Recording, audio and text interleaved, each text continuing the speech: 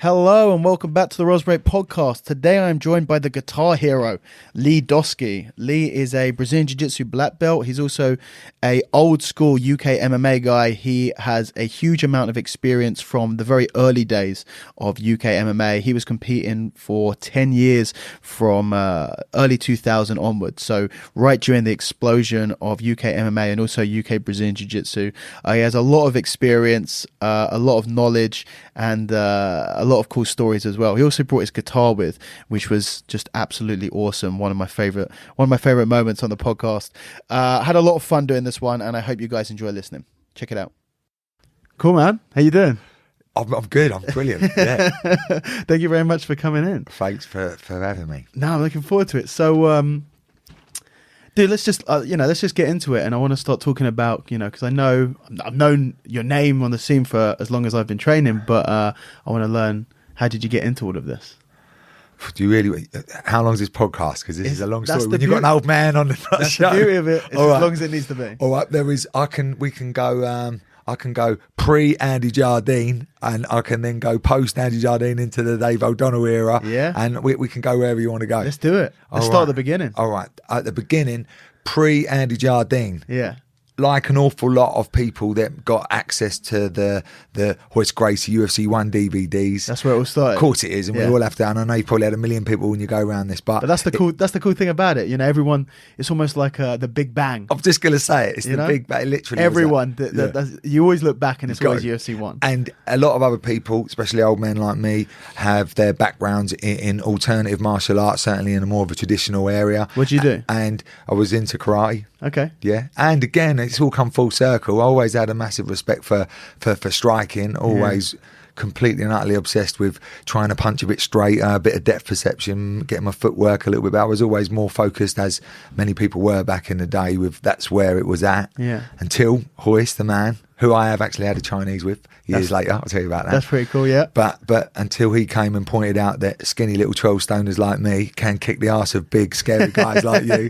Bit of a lie, that one. I had to go at him about that. But he, so I think what happened was our karate club our instructor was quite a formidable, quite intimidating guy. He was a doorman, and even though he was quite established as a points fighter, he definitely punched a few people on the door, and I kind of remembered thinking, that shit works. That definitely works. Well, this is the whole thing about karate, is that there's a lot of the karate that people see when they see the point stuff. Yeah. They don't realize that's the watered down version of karate. Yeah. And the old school karate, they're like some tough bastards. Yeah. And they would hit you hard, they would kick you hard, they'd punch you hard, and they were just tough dudes. They truly were, yeah. So a lot of people see the karate these days and they kind of think which in a sense it is the soft martial art, or it is a soft martial art, but compared to how it was, the origins of it traditionally, they were savages.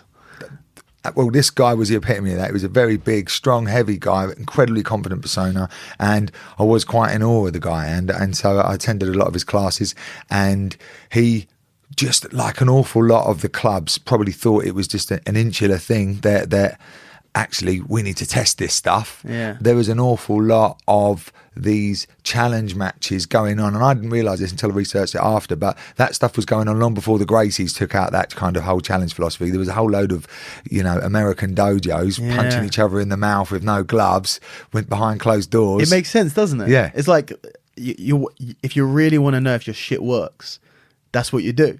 And they were definitely doing it. But they did have that concept of like tap out if you could nearly hurt my arm. A broken nose is a broken nose, isn't it? So that kind of stuff. There was some guys get messed up. I mean, I've seen all the stuff. I mean, as we know, with the internet all blowing up like that, but I have seen some of that kind of backdoor dojo type of stuff. Yeah. And even though we were all utterly thrilled to watch the Gracie in action stuff, there was a lot of thugs bashing each other before the refined beauty of jiu-jitsu shone through on those videos. Yeah. So I what happened to me was he put out in the paper a challenge to the other local clubs in the community that like to take on like all comers. And it was at that moment that the concept of preparing for a potential conflict, that feeling that we all get now as combat sports athletes, that I've got a date and I don't know if he's going to pull out, I don't know if he is, but that level of uncertainty that sat in your stomach, I kind of, for a couple of months, no one knocked on the dojo door, but we was like, I better not have a cold. I better eat right. I better be as fit as I can be. That kind of, it installed that into me that you need to be ready, because if you're going to put it out there, someone might take you up on the challenge. So it wasn't like the guys were going to get in contact and they were going to arrange a date. It was some dude is going to walk through the door one day during training and the fight's on. This is the way I perceived the article must have been perceived, sure. in the undertone of what he's put out in the paper, which was, not just too dissimilar to what the Gracies and all that put out. And back in the day, people would occasionally take them up on that challenge. So I think that's where it all kind of stemmed from for me, to the point when in 1999, I think it was, there was a little article somewhere saying that there was a guy called, who we all now know, Lee Hasdale, was putting on this which would essentially look like amateur MMA now, but it wasn't sold like that. It was almost like, the freedom of Kyokushinkai karate, which is we can punch and kick each other as hard as we like without hitting each other in the face, but you could throw each other on the floor and strangle each other and try and break each other's arms, which, if you hadn't come from a grappling background, that seemed like, wow, the parameters of combat have just opened right up. Yeah. And so me and a fellow student went down there. Now, that fellow student... You were still just karate? Yeah, we were just karate. But this student was the one that had access to all the videos. And he is also now a black belt under Hodger Gracie. No way. And he's a first-degree black belt under Hodger Gracie. What's called his name? Dean Bartholomew. And he's not a competitor,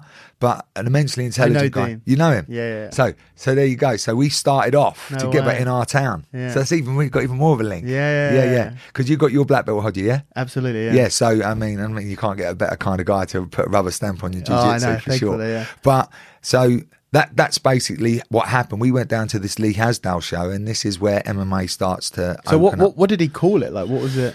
Do you know what? I really can't remember. Because I guess it was 99. So he put on the samurai events or something, didn't he? What were they called? Yeah. He put on these shows, but preceding that, it was very much like a sports centre hall, tournament-y type of feel. But there were some characters on that mat that day that went on, some more than others, to get a bit of a reputation in the sport. And back in my day, there was the Conor McGregor of the persona of combat sports was a guy called Jeremy Bailey, and he then had the persona Jeremy Bad Boy Bailey. Okay. And there was this other guy, which you wouldn't have heard of, called Ian Freeman, right? Okay, yeah. He was on the mat on the same day. I think I might have heard of him. Oh, I can't remember him. Somewhere, yeah. So that we were all there on the same day. That's how far back all this goes. And them guys obviously got picked to go and be in the shows or whatever like that, and they just accelerated through. Dave O'Donnell really got behind Jeremy Bad Boy Bailey, and he was like the first person ever to have a ring entrance. Wow. And I just remember it all like kind of blowing up from that Lee Hasdale show, and people do say he was the guy that kind of brought it into the country, MMA. Wow. So that would you say is probably the first thing that was close to MMA in the country? It's certainly the first thing I ever got. The first thing I ever got wind of. I definitely think it was. Yeah. So you rock up to this tournament. Rock up to the tournament. How'd it go? And it was just the freedom of physical expression. You could punch and kick people and dance around. So it was no headshots. You couldn't punch anyone in the head. Yeah, so amateur. Yeah, MMA. so it is like amateur MMA, but that idea, just the idea that you could explore combat beyond the striking exchange, where in all karate and in all boxing, hang on, there's a clinch there. I think that was a crazy thing about MMA when it first came out. I think like a lot of people don't put it that way, but when you think about it, that was the big difference. That was everyone went, holy shit, what is this? It was the fight doesn't end on the ground. It doesn't stop when you hit the floor anymore. Yeah. And that opened up the parameters for everybody, yeah. Yeah, like all boxing, kickboxing, Thai boxing, all of the stand-up martial arts that we're used to, with the exception of a bit of judo, but then that doesn't have the strikes in, so you're almost not looking at it in the same category. You bring the strikes in, and then it doesn't stop on the ground, and people are like, wow, this is completely different. Definitely. Yeah. And then even the concept, because like with judo, and as I'll tell you, as the Tsunami fight team evolved, and I've got a whole massive story about all that happened there, that I started to become intrigued by people that had reached a good level of competency in the grappling arts or the judo, because, and many of all the old boys will tell you it was all niwaza. There was no such thing as jiu-jitsu, because there were no guys teaching jiu-jitsu. There was very few. And certainly out in Norfolk, if you were going to come over and try and teach jiu-jitsu, you go, I'm going to get up to Norfolk and show them boys how to do that. so it wasn't a big thing to roll around on the floor. So if I could slowly but surely kind of cross-train with judo players, I was shocked at just how much more proficient judo players and acquainted judo players were with some of the biomechanics and the connections on the ground. And even to this day, some of the really, really formidable grapplers are still really got a heavy judo bias in their game. Yes. And they just really do know how to connect here. Yeah. And they know how to choke, and they know how to defend chokes, and they know how to defend their arm from a Jujigatami armbar. So especially more of the old school guys, where Niwaza was a bigger part of their training than it is these days. I know you talk to guys like Neil Adams, and I trained with a guy called Steve Gorthorpe, and legends. You know, but they had this incredible Niwaza, basically grappling. It was essentially jiu-jitsu. Definitely. Ray Stevens as well, obviously. Absolutely, got straight from white to black with Hodger, because you just got to acknowledge their motor patterns. Absolutely. So there's definitely a lot of a connection there. So how did you get on in your...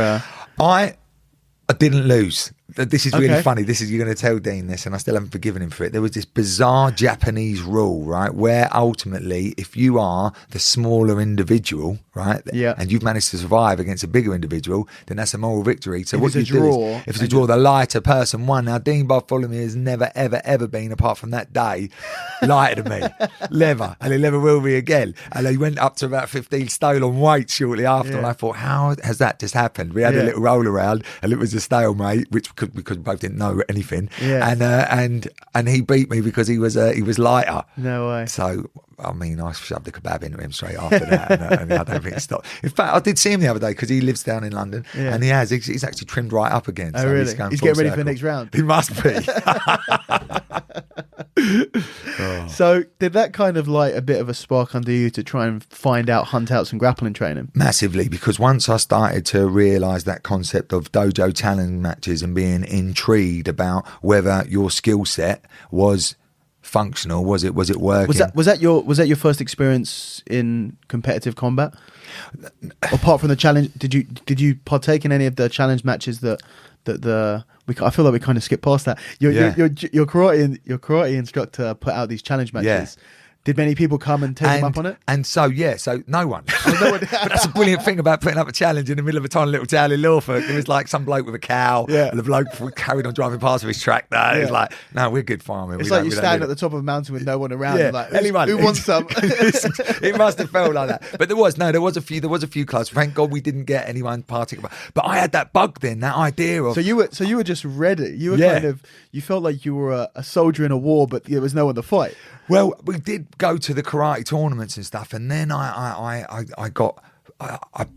went to a boxing club and I jabbed a boxer in the nose before he jabbed me. Felt fairly impressed with what I'd achieved, and then what followed after was a wake-up call, and I thought, I'm massively going to get into boxing. So I've done a whole load of boxing, got a lot of boxing bouts under my belt, and the whole idea of, being in an intense striking exchange and still fighting on with a broken nose or a missing tooth was kind of part and parcel. But you don't necessarily prepare yourself for that if you are going to do a points fighting kind of background. You don't really cope with the concept of being punched hard, and how that makes you feel and how you're going to cope with that emotionally. But so I kind of, like many people did, got that experience from boxing, and it was slowly starting to turn into a cross-training idea whereby I went down to the local judo club. And I'm going to tell you about this one guy, because even to this day, he now runs his own MMA club in Wisbech, and he is probably one of the best grapplers I've ever grappled. I've grappled a lot of people now. And he, I said to this guy, I said, so what is judo all about? He said, well, we're not fighters, I'm a judo player. And I love the way he said, I'm a judo player, the most formidable martial artist I've ever really met. I'm just a judo player. And I said, well, what do you do then? He said, well, all we do is we try and throw each other on the floor, and we try and stop the person throwing the floor. But I like the freedom, like in boxing, like try and punch me in the face really hard. I'm going to try and stop you, but I'm going to try and punch you in the face while you're doing it. Yeah. And just the freedom. And that's it. Yeah, let's go. Let's not it. overthink it. Let's just really start with an emotional intention and refine it from there. Yeah. And I like that with judo, that he threw me flat on my back, and I thought, that's pretty good, but that's a fluke. And then, just like they say with the jiu-jitsu, if you're a black belt in jiu-jitsu, you kind of have to tap someone out 2 or 3 times before they think you thought this shit through in a way that I have not even begun to think it through. Yeah. So he done that. He threw me on the floor quite easily a few times. And then I said to him,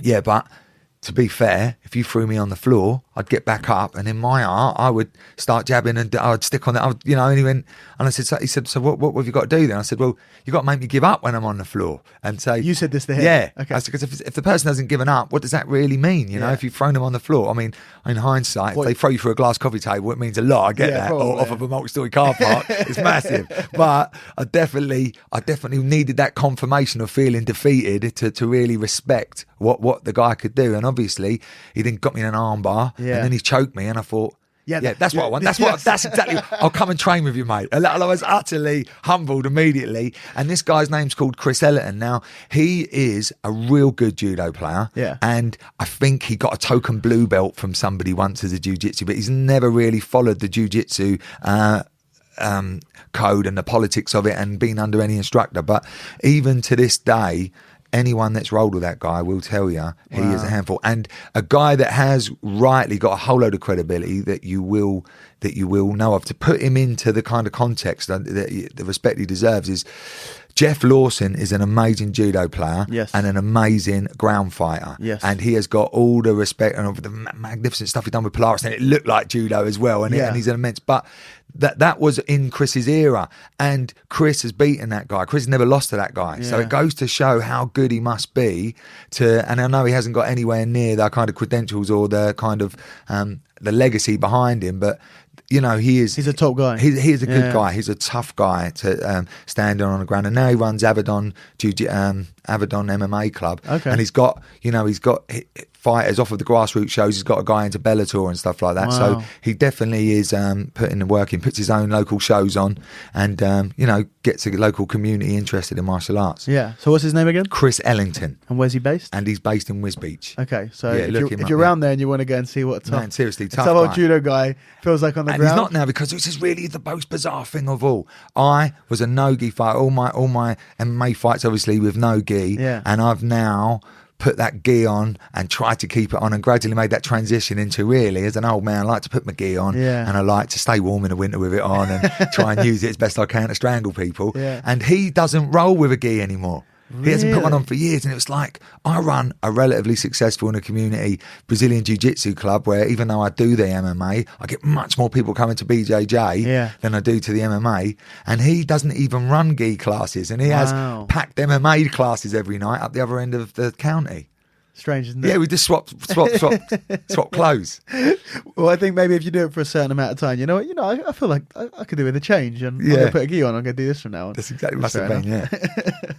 So, where did you start with was that your first experience training with anyone on the ground? So with this guy with the ground. And the other thing was, I got a bit of there were some brilliant judo players around at that time, and there's another guy based in Yarmouth now who, funny enough, has made the transition over into MMA. He runs an MMA club as well, but his name was Dominic King. And when I used to try and throw them guys on the floor, I kind of hit that brick wall, that kind of mental brick wall that's impossible. And if you could meet a guy and just not realise what is invested into wrestling, I just had this profound unconditional respect for high-level wrestlers, of that if you are going to waste your energy trying to throw that person, you're going to get thrown. So I kind of developed in the Niwaza the guard jumping style, and I don't like it, and I know through all my wrestling peers and that I've been kind of you guard pullers, they lose their teeth, and wrestlers get cauliflower ears, and I get all that stuff, and I like to wrestle, and I am still a good wrestler compared to people that don't wrestle, but as soon as I've been in there with high level wrestlers that have thought that through, I've suddenly thought, I get the idea of the guard pull, to think I would much rather, if I'm going to be on the ground, go on the ground on my terms, and literally have the connections that I want to have when I want to have them. And so I think that didn't help me when I first started MMA, that idea that if we're going to be in a ground fight, I'll take it there. I'll take it there. Yeah, I'll take top around the yeah. I'm happy to be on the bottom, and I kind of, you know, I don't encourage that from any of my students anymore. Okay. Even though I've got some really great junior competitors that aren't risking being hit, I always kind of promote that concept that. Well, you got to build whatever you want them to do when they're older. You've got to start that from when they're young. Otherwise, what's the point? Yeah. You know, teaching someone to do something, and then when they're 16, going, oh, you know all that stuff we've been doing, we're not going to do that anymore. We're going to do something different. Well, I've just, for me, with it as a coach and stuff now, I'm very much into that concept of, you know, learn the Edison old analogy, learn all the ways that you don't make a light bulb first, and then, you know, build up a systematic way of cross-referencing the consequences of every position. And I kind of let people embrace their failure in a positive way. I think everyone's widely accepted. That's the way everyone's pretty much accepting that it should be done. But with the sports jiu-jitsu now, with some of my youngsters doing really well off their back, I am always on a Monday saying, listen, no one is going to go on their back. And ultimately in an MMA match, as some of the videos will confirm, I've explored how to stay on your back a bit longer than you should, and gravity, and that guy's hand ganged up on me, and I took a few more shots than I wanted to. Yeah. So I kind of, I do get the difference between trying to win a sports grappling match on points and trying to stop your face getting caved in by a guy who's got a nice big base trying to rain down elbows on your eyes. Yeah, there's definitely, it's a weird one. I do watch MMA, and sometimes I feel like I get what you're saying, that it's not the best game plan to come out with, but at the same time, you have people who they still want the same idea, which is they want to put someone on their back. But if you can't put them on their back, if they're better than you standing, if they're messing you up standing and you can't take them down, then at least it's better to be on the floor. What are you going to do? In some way, yeah. You don't want to be striking. You watch a lot of guys who are very, very high level grapplers, but don't, you know, good on the ground, but don't have the ability to put people there. Yeah. And they're getting bashed around stand. You're thinking, fuck it, pull half guard. You know, you watch like Damian Meyer's been successful jumping in the half guard and using it for the single leg, and then messing people up with that. But it requires you to be very, very competent on the ground and basically have no other option. Oh, definitely. It's better than just running around getting punched around a little bit. But you don't see it as much these days now, do you? And you don't see that. I mean, Kron Gracie, not that he's making a massive impact on the mainstream of MMA, but I think he is someone that will jump guard in an MMA match, and because he's so formidable in that position, he's making it work on the level of opponents he's competing against. But again, I think it's a risk. Yeah, once you have Definitely kind of like caricatures like George St. Pierre in your mind, that's what a human being could be. Would you want to jump guard on George St. Pierre? Yeah. You just go, well, actually, no matter where you go, you're going to have a fairly unpleasant day, aren't you? Yeah. Okay, so you started doing some grappling, and where were we? I started doing some grappling with the judo guys. Okay. I started to do that, and I had quite a few boxing bouts, and done some karate competitions. But I was really, really into the MMA. No, I was just into the rolling around on the floor type of feeling. You know, that kind of exploring. So what year were you doing did you start doing the judo? It would have been, I think it's probably like, the 1999, that type of time. So once I started to realise, crikey, this is a really big thing. You need to be able to get somebody on the floor. Yeah. You need to be able to cope with what's going to happen on the floor.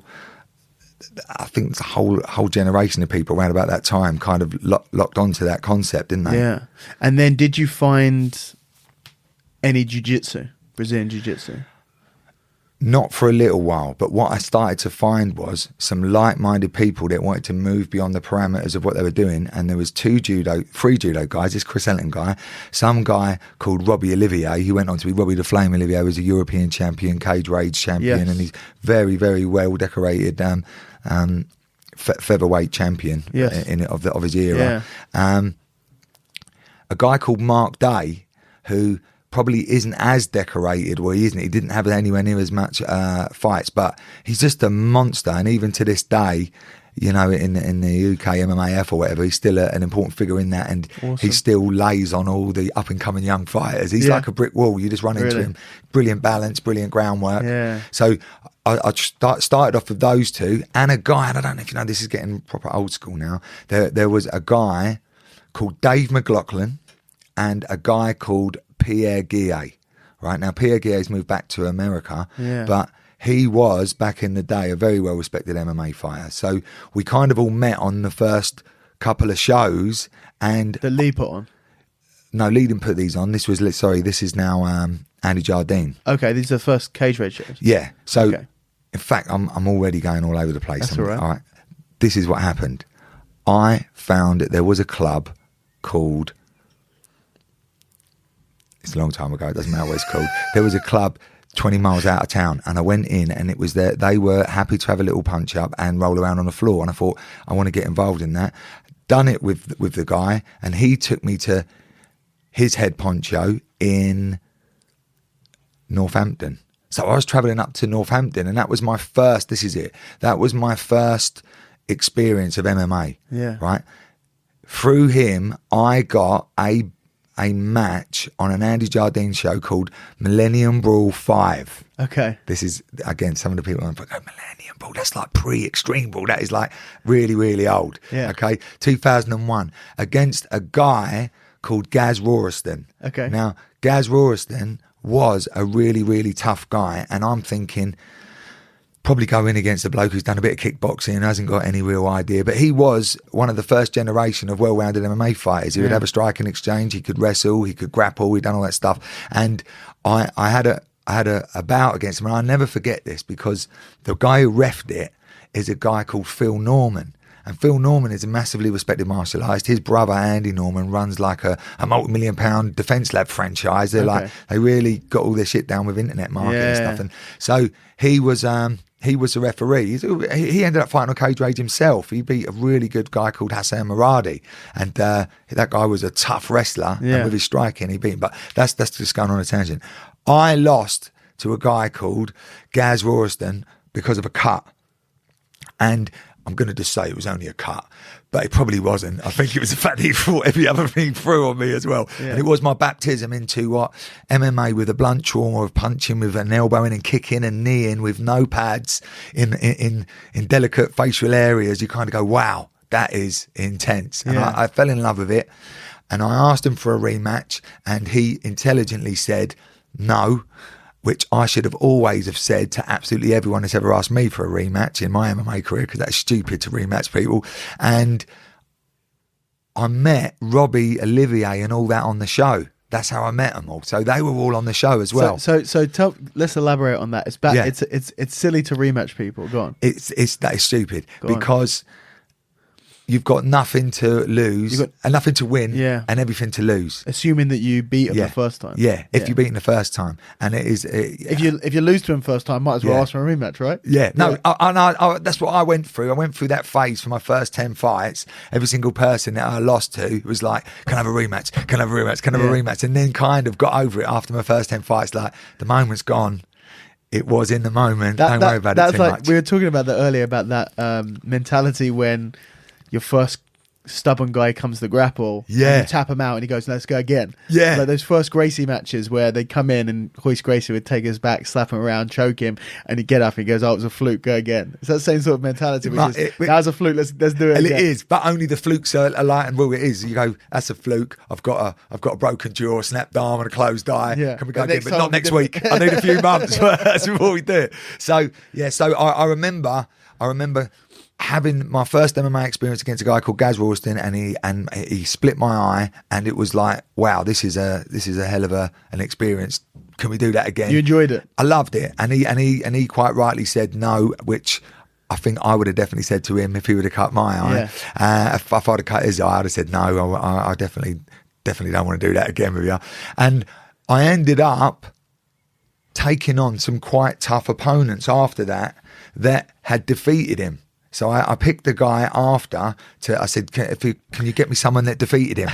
Which is stupid, because when you look at my MMA record, you go, really, that was a bit of a leap too far. I could have told you that as a manager, which I didn't have. You probably should have fought that guy there and maybe that guy there. And well, yeah, but I like the idea that it was didn't give a shit about who you should have fought. It was, this guy is not accepting my rematch. I want to prove that it was a fluke. Find me someone who's beat him. So if I beat him, then basically and it was disrespectful to call it a fluke because it definitely weren't a fluke. But that idea of I just want to find myself, re-establish myself in the food chain of my own mind. Yeah, that kind of that thing. But you know, there is that thing that I think fighters do have, and now they all have managers and they have coaches that have accumulated wealths of experience. I like my young competitors to have that fearless, reckless edge that they want to take on anyone, and I go, I will be your filter. I'll be your filter. Yeah. You don't need to just have you having a chat to a promoter, bigging you up, telling you what you want to hear, and kind of inflating your ego, because that's how it was back in the day. Yeah, because obviously it wasn't even a sport back then, really. It was so in its infancy. There wasn't, obviously, for a sport that have managers in it, realistically, you need to have money in it. Otherwise, why are people going to be investing in your career? Yeah. Obviously, apart from your coaches, but then coaches aren't always as clued into, you know, a lot of people now, basically their coach is their manager in a way. Yeah. And especially with jiu-jitsu as well, because obviously there's not enough money in jiu-jitsu. So if someone offers you a super fight, or if you want to do a tournament, who do you talk to? You can talk to your coach. So a lot of coaches kind of act as take like that. Is that manager and coach at the same time? Definitely. But obviously in professional sports, they have nothing to do with each other. Your manager manages you and your coach coaches you. Yeah. But in jiu-jitsu, because there's not that money in there, they pretty much do both. So yeah, back in the day, there wasn't. You didn't have that. But you probably didn't even really have coaches either. You didn't. You was just going out there, and it's the old. You're doing everything. You were coaching yourself, managing yourself, fighting yourself, training yourself, doing your nutrition, doing your strength and conditioning, everything. All that stuff is just a big voyage of exploration, and the most powerful adult learning model out there, they call it the ELC. The what just happened there. What should I have done? What am I going to do next time? That is the kind of learning process, you know, that just to go in and get it all wrong and dust yourself off and go, what could I? What should I? And then from those experiences, you start to formulate training patterns and intensities in the gym that are going to prepare you for that. Yeah. And gradually you start to create training around that experience that are truly going to prepare you for that experience, and they've got that off to a complete tee now. The modern MMA athletes, they truly know how to prepare for what they're doing. Do you think in a certain respect, the more modern fighters are missing out a little bit on having to learn things the hard way, basically? Because that's the thing, is you don't have to learn things the hard way anymore, because you're coming into an industry that is refined. Yes. So you come in, you can walk in off the street and you can say, I want to be an MMA fighter, and basically as long as you work hard and you're consistent and you do what you need to do, which is just show up and work, everyone's gonna steer you in the correct direction. You can you're almost being a robot. You know, you are being mass produced in a sausage factory. Yeah, when people are programming you, whereas before it would just be raw. You got to learn the hard way.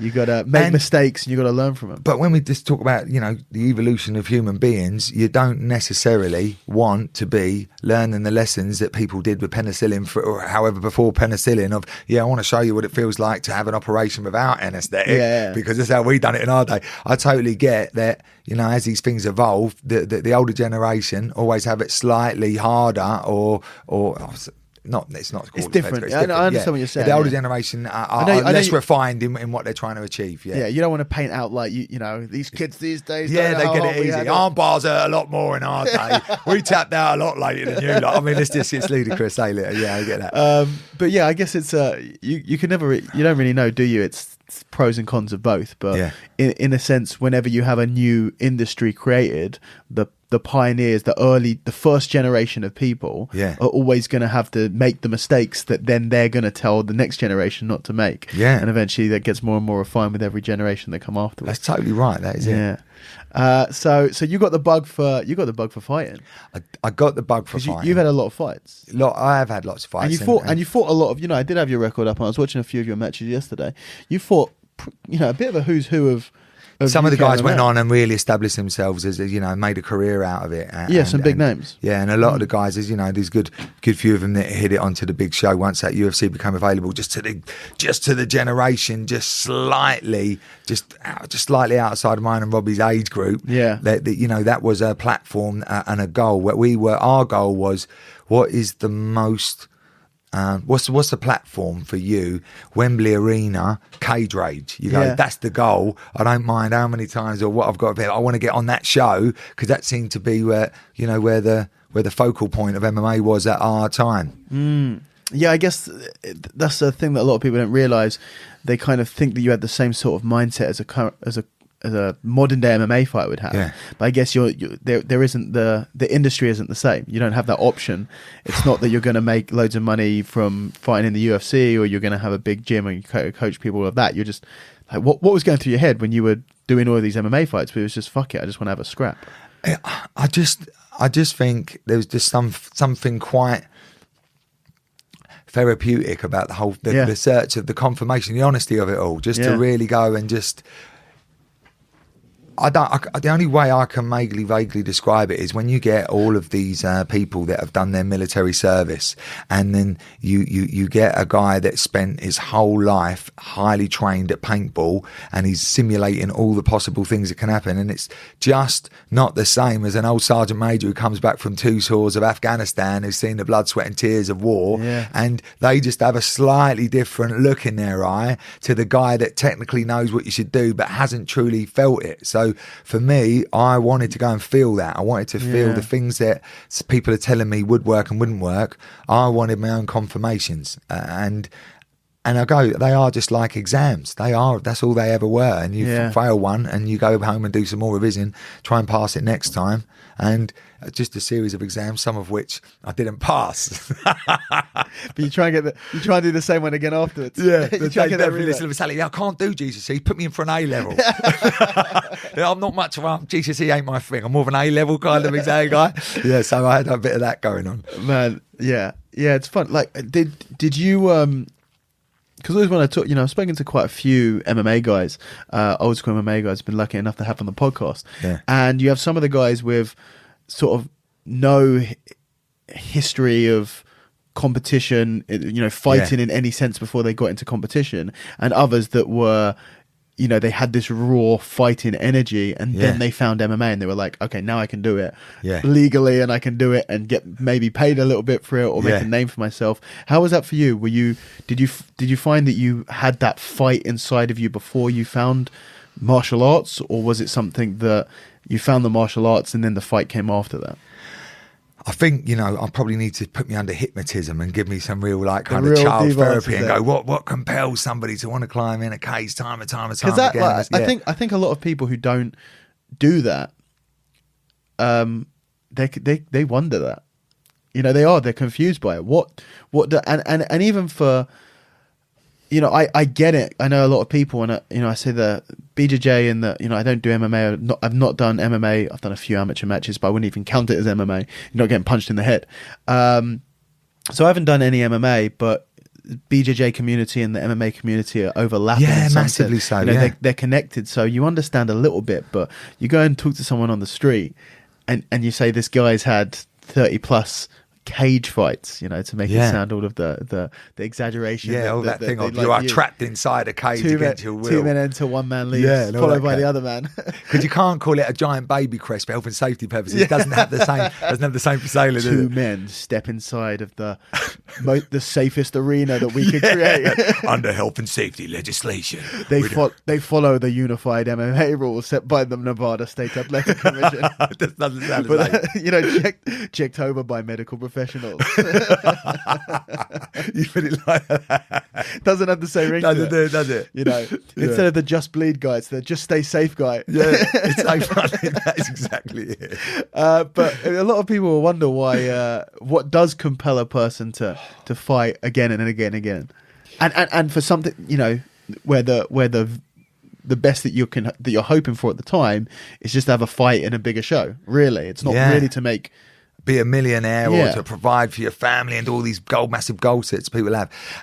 I can only say it was a kind of a constant celebration of my health and competitive spirit. It was just an expression of my competitive spirit, an expression of my health. And I never lost sight of how privileged I was to have my health, because in any generation you're always comparing yourself to the people in your social circle and slightly beyond them, where you go, everyone's had a sad documentary of people coping with poor health and stuff, and I was always like, wow, I've got this body and it works, and now I want to get it broke. It's just, it's human stock car racing. My celebration of my health is to try and become as unhealthy as possible. Yeah, it's true. Get punched in the head and get my limbs. It's just self-harm, right? That's what it is. It's just like they go, I can't afford razor blades and stuff. I'm just going to go and do that, and it's just a bizarre form of self-harm. I always used to describe it as human stock car racing. You spend 3 or 4 months knocking the dents out of your car, revving it, fine-tuning it, repainting it, going, look, it looks like a car again. Well, let's get it back in there. Let's do some banger racing. And you spend probably more time in between recovering from injuries than you do from training. Yeah. Yeah, that's probably what so you when was your first MMA fight? 2001. And then you competed up until 2011. So you had 10 years. 10 years. Through, the real, what you would pretty much say is the most meteoric rise of MMA in the UK. I really started to watch that. It's still obviously getting bigger and bigger, and it's getting bigger all the time, but it exploded in the early 2000s. And then, to sort of, by 2011, the UFC was already a realistic goal for everyone. And guys in our gym, in the Tsunami Gym, because we were just a group of guys getting together in a nightclub, like 6 or 7 of us all got together. And as the next generation of fighters came along, Luke Barnett and John Maguire, Jack Mason, all them guys came on board. They did have the platform, the realistic goal of the fact they were the next generation. Yeah, and they did do it. They hit the big show. Our goals were to get onto Cage Rage, and I think, as Bellator first opened, I think even Pierre, he done his stint on Cage Rage and actually went on and competed in Bellator as well. But that was real new as a promotion. But so a few of them went on. John Maguire and Luke Barnett went on to compete in the UFC. Let's talk about, you mentioned Tsunami. Let's talk about Tsunami. So that is the gym that you represented. Is that still the gym that you were at now? Yeah, and out of respect for the legacy that gym created, and as it done it, we were all based in Cambridge, and Tsunami Gym is still going on as a functional gym in Cambridge. I think it's run by a fitness professional now, and I think that there's some MMA classes, but I don't think it is predominantly a fight Not gym. A fighter's gym. And I think anyone who's going to have a space in a cosmopolitan area has to cater for the masses, cater for the customers. How did that get started, Tsunami? It got started with me training with a guy called Chris Ellerton on a Monday, a guy called Dave McLaughlin on a Tuesday, who was with a guy called Pierre. On a Wednesday, I'd go up to another place and train with Robbie and Mark Day. And I kept telling them all of each other, saying, listen, I've got this guy down there, he's really good at this, blah, blah, blah. And before you know it, we all met up and we had a little train together. And it was like, we need to do this a bit more regularly and all get training together regularly. And it all kind of happened in the Cambridge area, because it seemed to be a little bit central for everyone. It was like within an hour for everyone to drive. So that's what it started off with. And the actual gym name didn't start until 2004. And this is a bit of retro history for you. Pierre Guillet come up with the name Tsunami Gym, and then on the 2004 he done that in the summer, and in 2004 there was a tsunami disaster on Boxing Day, and there was obviously a little thing. Tsunami, the internet weren't that massive then, but it did create a little bit. That's a bit insensitive, isn't it? And so, but I competed on. What was why did he call it that? Do you know what? He was that scary. I just went along with what he said. But no, he didn't. I don't know. I think everyone was putting in the names in the hat. And we said, yeah, that does sound like a good gym. Sounds badass, right? But I was the first person to represent the gym under that name on a show that you probably haven't heard of called Cage Warriors. Yeah. Right? Okay. Cage Warriors 7. Yeah. Yeah. Wow. I competed on that show. I've still got my little plastic trophy. I know they upgraded them lately to metal ones, but we were on plastic trophies back in the day. Yeah. And that was the very first representative of Tsunami Gym was me on the Cage Warriors 7. Wow. 2004. Wow. That is old school, isn't it? Yeah, that is old school. Yeah. So going back to this 10 years competing in MMA, Yeah. from when you started where it was barely a thing, Yeah. to 2011 where MMA in the UK was established and worldwide was becoming, at that point was the fastest growing sport in the world pretty Yes. much.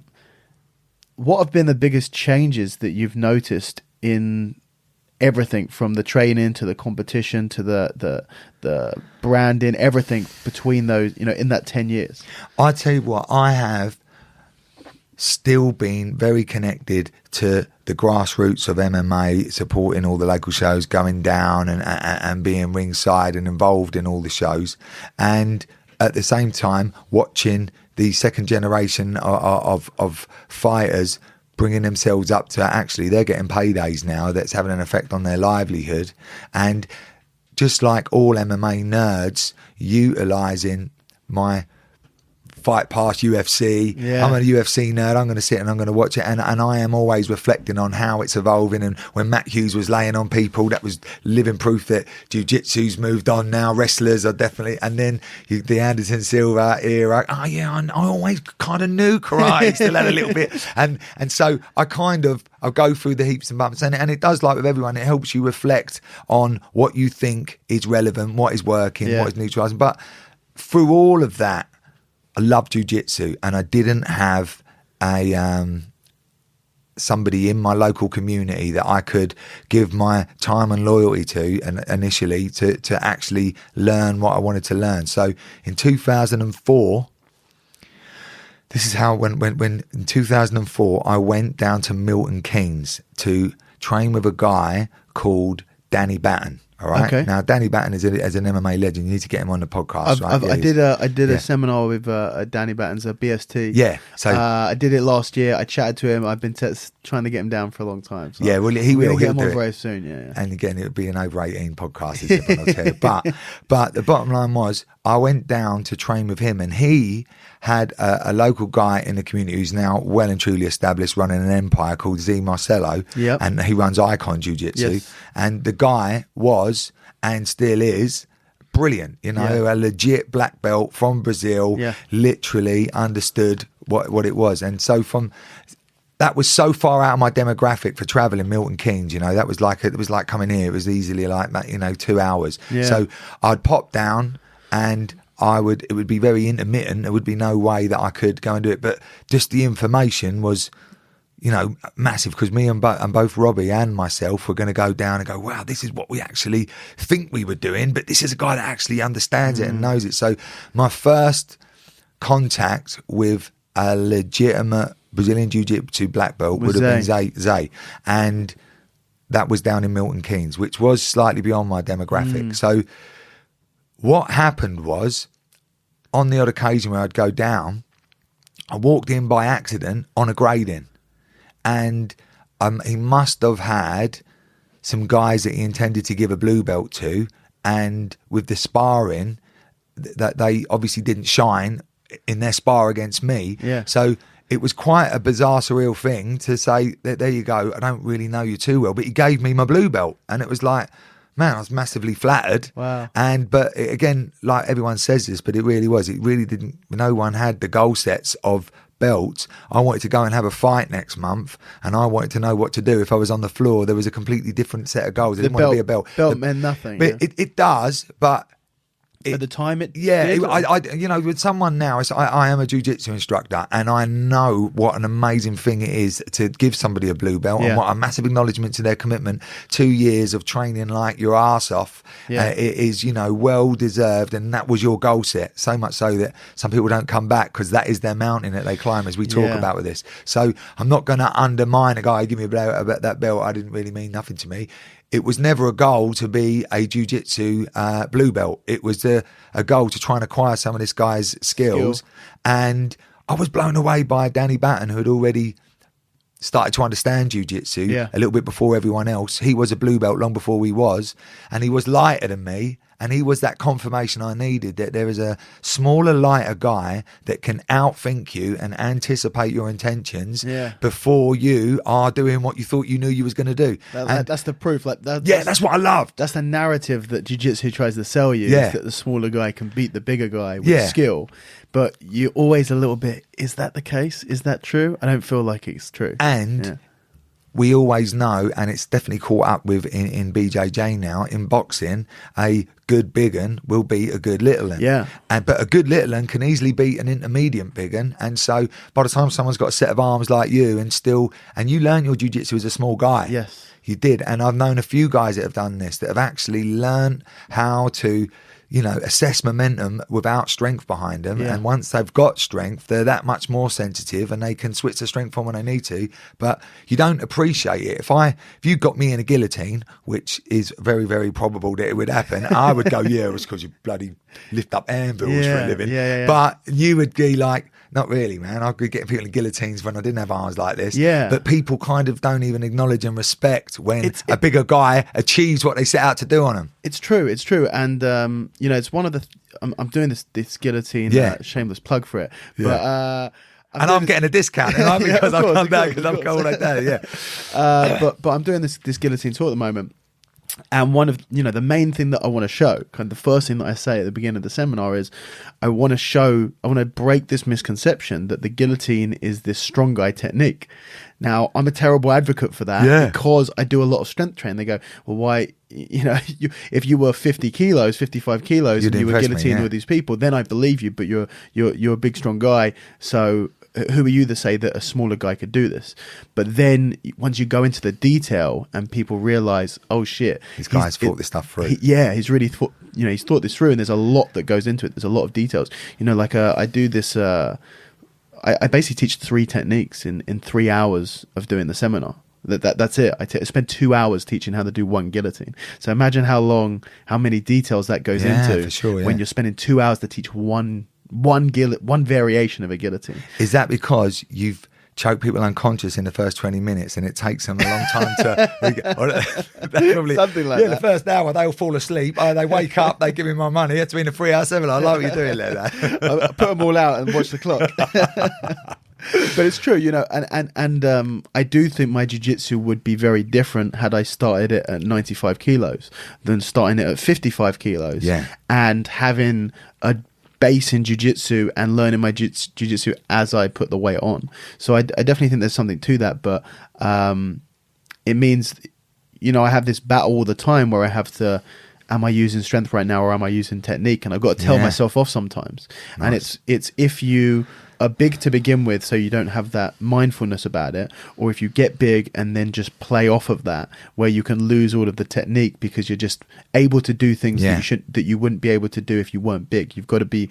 It can be difficult sometimes. I say it's an advantage for technical progression. Being small is an advantage. I agree with that. But for performance, being big and stronger, or being stronger at least, is an advantage. Yes, but the strength itself without the technique is only going to get you so far. So it can be difficult to balance the two things. But with regards the profound, enlightening experience you're able to give someone by literally rolling around with them. Once you roll with somebody, it's an uneducated, ignorant person gets a more immediate sense of confirmation when they've been tapped out by a smaller guy. Because they could, like say, with someone like yourself, go, he's this big, I can do nothing, he's big, but it's nothing to do with that you were big. They don't realise. They would easily misperceive it. So like I used to be every gym has the enforcer, right?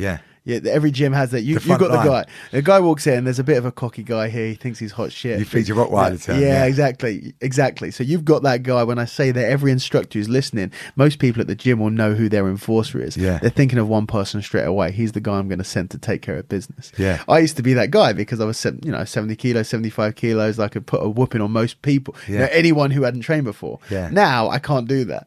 I can't be the enforcer anymore unless the guy comes in, and if he's got a background, we have like a big strong MMA guy come in, 100 kilos, Quite 95 clearly, kilos, yeah. and they're gonna outpower any smaller guy, then I'll step up to it. Yeah. But otherwise, if I want to teach someone a lesson, you send the small savage in. Yeah. And when he beats The shit out of them- Velociraptor. exactly. When he rips them apart, they're like, oh shit, I've got no excuses. Yeah. I've got no excuses. That's totally right. That It's is, awesome, isn't it? It That's is the brilliant. cool thing. And that's what we love about it. But there was a really, really good post that came up on, and I feel really disrespectful not knowing the guy's name because I've never met him, but he comes up my Facebook wall, and there's this really big guy that's just got his he's got his brown belt with the ZR team, all right, and he put this big long post up about saying that, when I first came into the gym, I was the guy that they didn't really want to teach me some stuff. I was the token big guy that they wanted to show that you could beat. Yeah. So he's desperately coming back so he had all the humiliation of the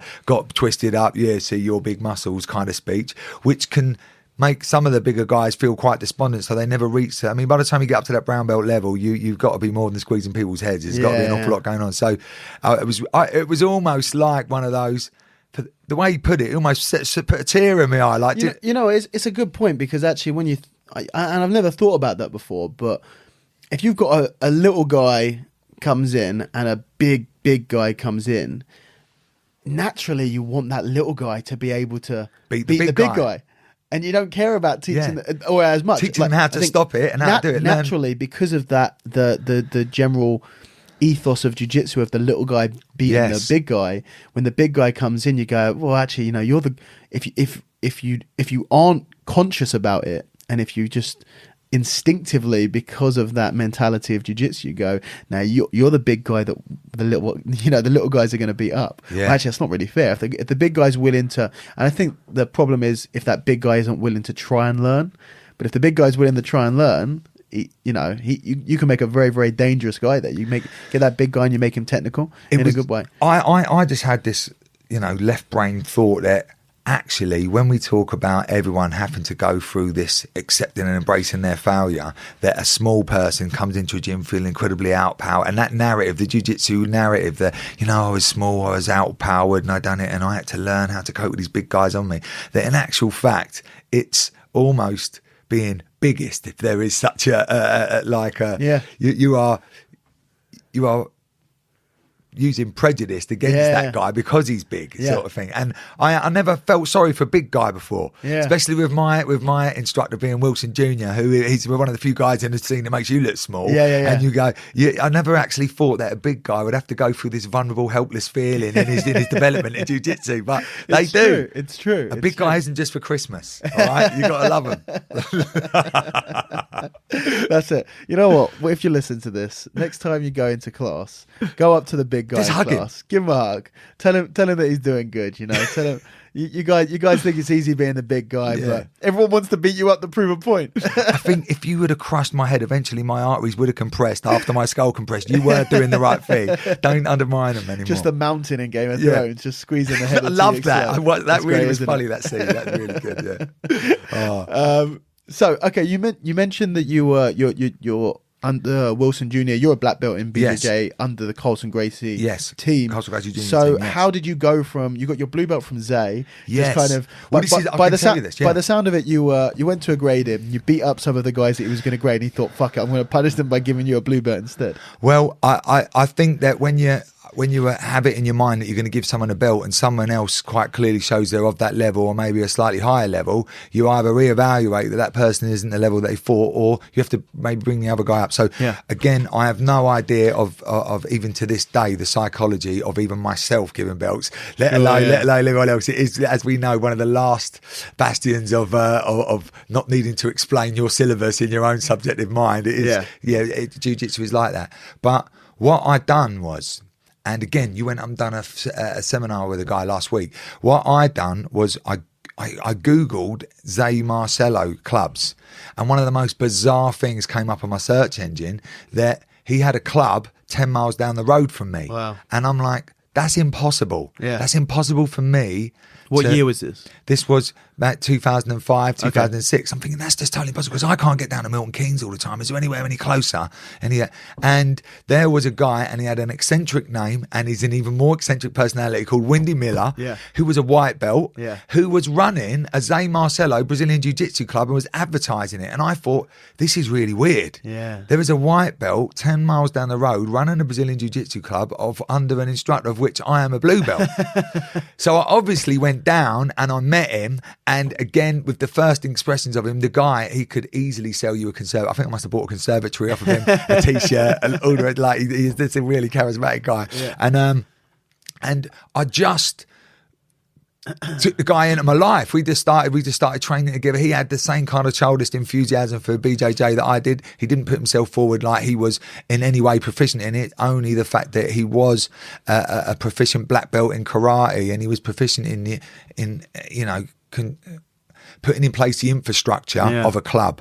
And to this day now, I think he's really high up politically with the UK MMA, and he's the chairman, he's involved in all that stuff. So he is a brilliant utilizer of resources and does bring a service to his local community, and he's got some people like yourself. He's got people like yourself coming up. He had Arnold Allen up a few months ago. So, he knows how to draw that information in. So I got involved, done whatever. Whenever he would always bring instructors up, and on the odd occasion where they wouldn't come up, he'd ask me to take the class. So I kind of at an early stage found my feet in trying to pass on the information that I did have.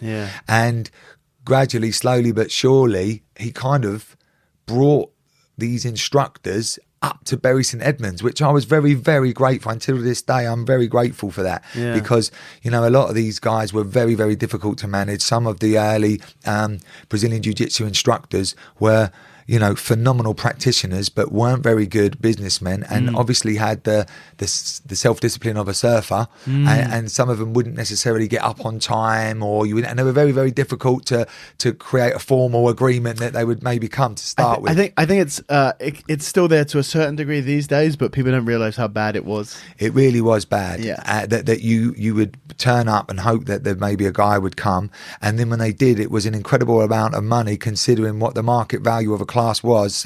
Say back in the day, to get some information from Zé Marcelo, it'd be like a £15 for a class, which you could say, well, that's absolutely fine, that's no problem. But 10 years ago, when it was £2.50 for a karate class, you're talking about people that would go along to a judo club and pay £2.50 and get black belt tuition, go to a karate club, get black belt tuition. You couldn't comprehend how expensive that was to a person who was who had his fiver in his pocket, ready to get a drink out of his change. And so that it was an expensive thing to pursue, and even now it isn't. It's not cheap, but it's not. And I totally get, and especially now being a black belt myself, that knowledge, even though it is a little bit more accessible now, is still knowledge worth having. And there is an arrogant cynicism that we all have as BJJ black belts, that snobbery that I'm fairly sure that the stuff I'm going to pass on, I can got some tangible evidence that it's going to work. And some of the people that are passing you information on, I'm not sure they've had that tangible confirmation of what they're taking your money for. So, my stuff's worth more money because it works. That kind of, but which is cringeable because it works in the context of me and you consenting to rolling around and me withdrawing my consent without the eye gouging and all that stuff. Your jiu-jitsu black belt isn't going to help you much in a point karate match. So there is that, and as we create this more insular aspiration to become more refined in that particular set of skills, that you can see these traditional martial artists coming up with quite an articulate argument as to that doesn't look like self-defense anymore, and you kind of go, I know it doesn't, but this is going to happen in a fight at some point, and I've just thought this shit through more than you. Well, you haven't thought all this other stuff through, and you're neglecting this and you're neglecting that. And it gets harder and harder to confirm to the average punter who wants to do self-defense that this is what you need to do. Whereas back in the day, you could say, look at UFC 1. This is what happens when you do karate, and this is what happens when you do jiu-jitsu. It was like a huge ace card that you had up your sleeve, which now when you see Machida knocking someone out of a front kick and you go, that was happening in the 80s. Yeah. You can't say, well, that guy was a black belt, Brazilian Jiu-Jitsu. Yeah. He just ate a front kick in the face. Why don't you do karate? You've got that counter argument out there online now, haven't you? Yeah, well, that's the thing. You know, it's sort of every time someone comes in doing something slightly different, everyone goes, "What's that? I want to do that thing." Yes, because it. I think a lot of the time it seems like people look at what they're doing, not who's doing it a little bit. You know, so they'll see Machida come out and realistically what you have is you have a incredibly competent, incredibly skilled martial artist, trained well-rounded martial artist, well-rounded in all of different aspects of fighting, whose style happens to take a lot more of the aesthetics anyway from his karate background. So everyone goes, this guy's a karate guy. Karate guy can knock out all the jiu-jitsu guys and the boxers and the wrestlers.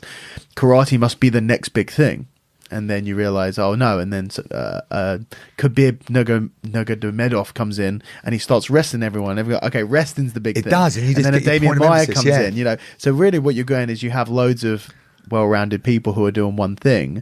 It's not so much the sport, it's more actually the individual. So, well, you know, having thought this stuff through a lot, I always try and use this metaphor to the people that I'm trying to inspire or convince that it is essentially a triathlon. There is in MMA, there is a striking exchange, there is a wrestle, and there is a grapple. Yeah. And if you're not preparing yourself for that exam, if you've done GCSE science and you said, well, I really like physics, but your GCSE science exam is going to only be 33% physics, and it's going to be 33% biology and chemistry, then you're not necessarily putting all your eggs in that basket, preparing in that range. So I respect that. And then I also get a sense, having come from instinctively a striking background of emotionally committing to wanting to punch another human being in the face really hard from a standing position, that all the combinations I used to comfortably fire off on the pads and hit the bags and even another striker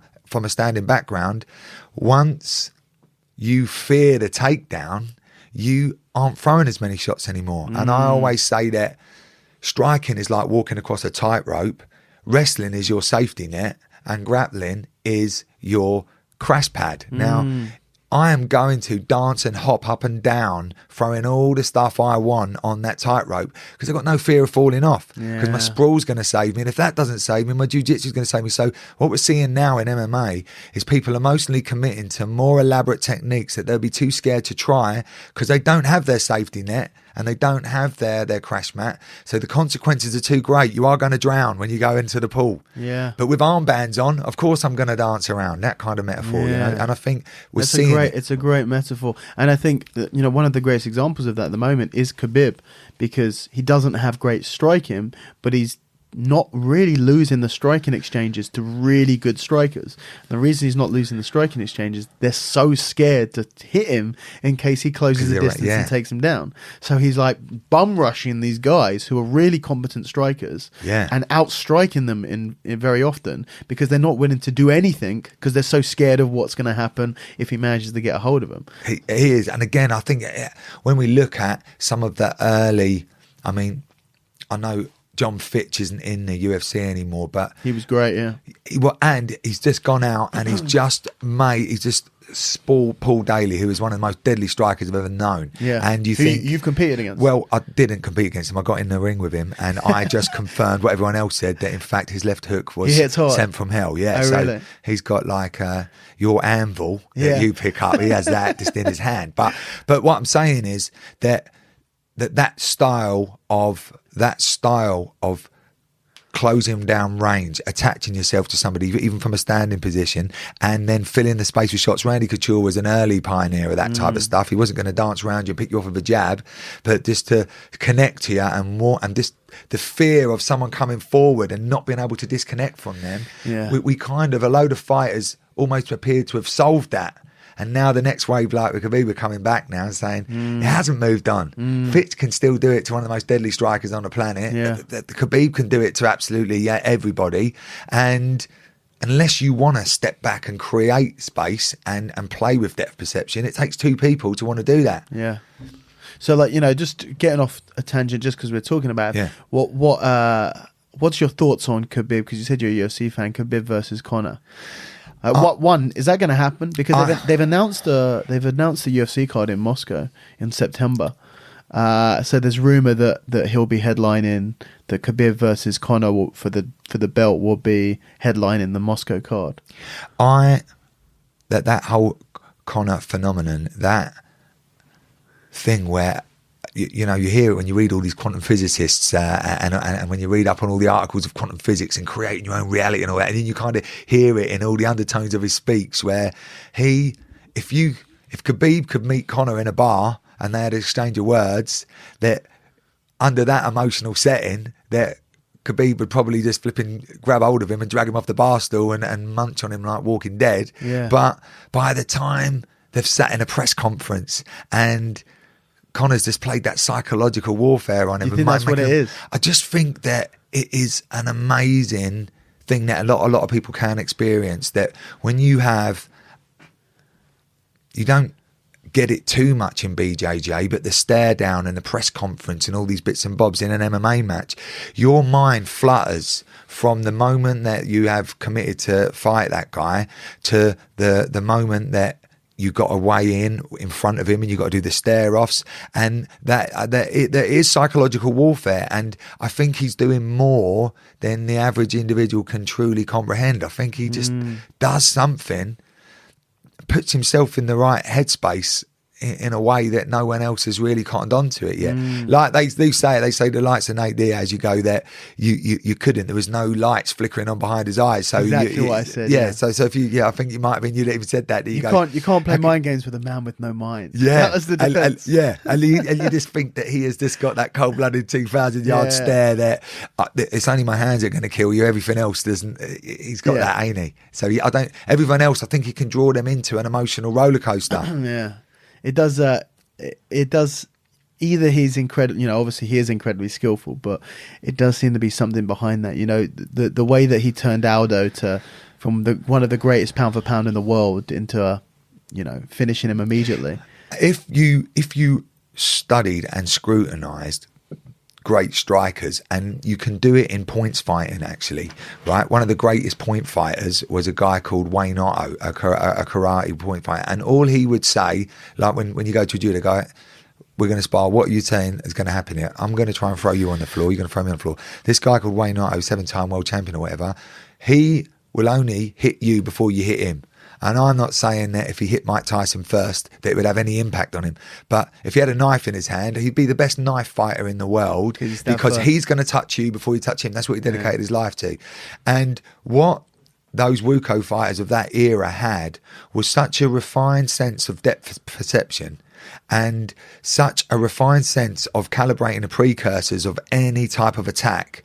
Things that we don't even really consider in Jiu-Jitsu, they can, and Anderson Silva obviously as well. Yeah. Some of the things done. Some people have just immersed their priorities in that science, in how to cover distance, how to regulate distance, how to anticipate distance, how to anticipate the muscle contractions, the facial expressions, the intakes of breath, and they put their eggs in that basket. And it just seemed to me that Conor McGregor just seemed to demonstrate that in his fights, where everyone's saying, he's only a purple belt level grappler and he's not like a Division 1 wrestler, but actually he is still pretty, I see some of his postures, he is quite an intelligent grappler. He is legit on that ground, but not compared to Bachesha, but at the same time he is definitely going to twist up the average purple belt in a club. I can't imagine him at any weight really coming second to too many people at that level. But I'd love to see what his grappling was like. I think I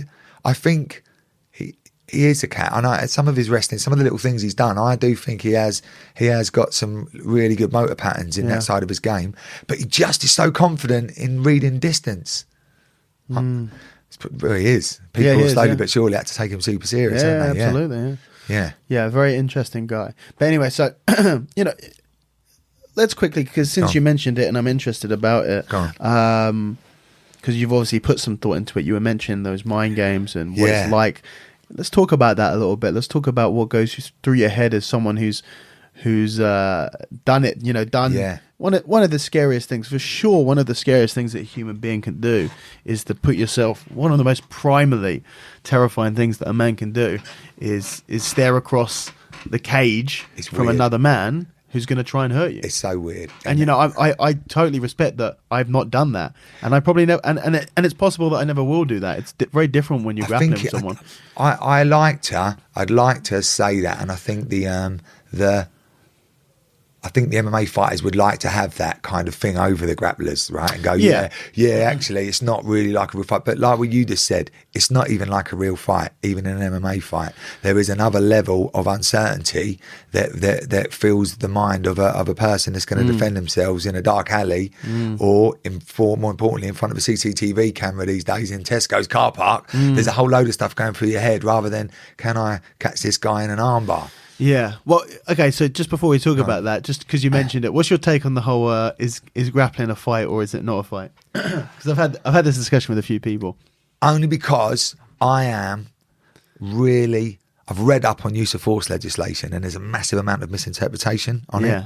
That if you say that grappling isn't a fight, you've got to look at all the social contexts in which force could be perceived as being lawful in our society. Now, there is a context where I could stick my thumb right in the back of your eye socket and 12 people could say, yeah, I think you've done the right thing there, Lee. Yeah. And there is definitely a context where I could grab hold of your arm and push you out of the way because I'm in a hurry in the Tesco's, where that could be an assault and all I've done is grabbed your arm. Yeah. So what I think certain people lose sight of, and especially the people that are marketing self-defense to the community, to the kids and all this sort of stuff, is that when you use force, there's going to be biting, there's going to be eye gouging, and there's going to be strikes. And someone's going to want to knock you unconscious, and they want to continue to brutalize you at the point of unconsciousness. And if you are faced with that type of dilemma, you need to be prepared to go one step further. And the whole Krav Maga, chop him in the throat and then set him on fire with petrol at the end type of finish is what's sold to a lot of people in self-defense. But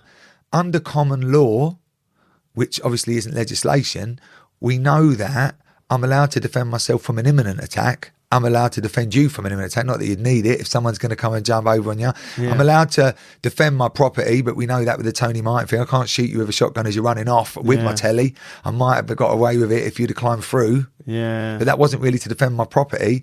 I thought you was going to hurt me is probably the justification.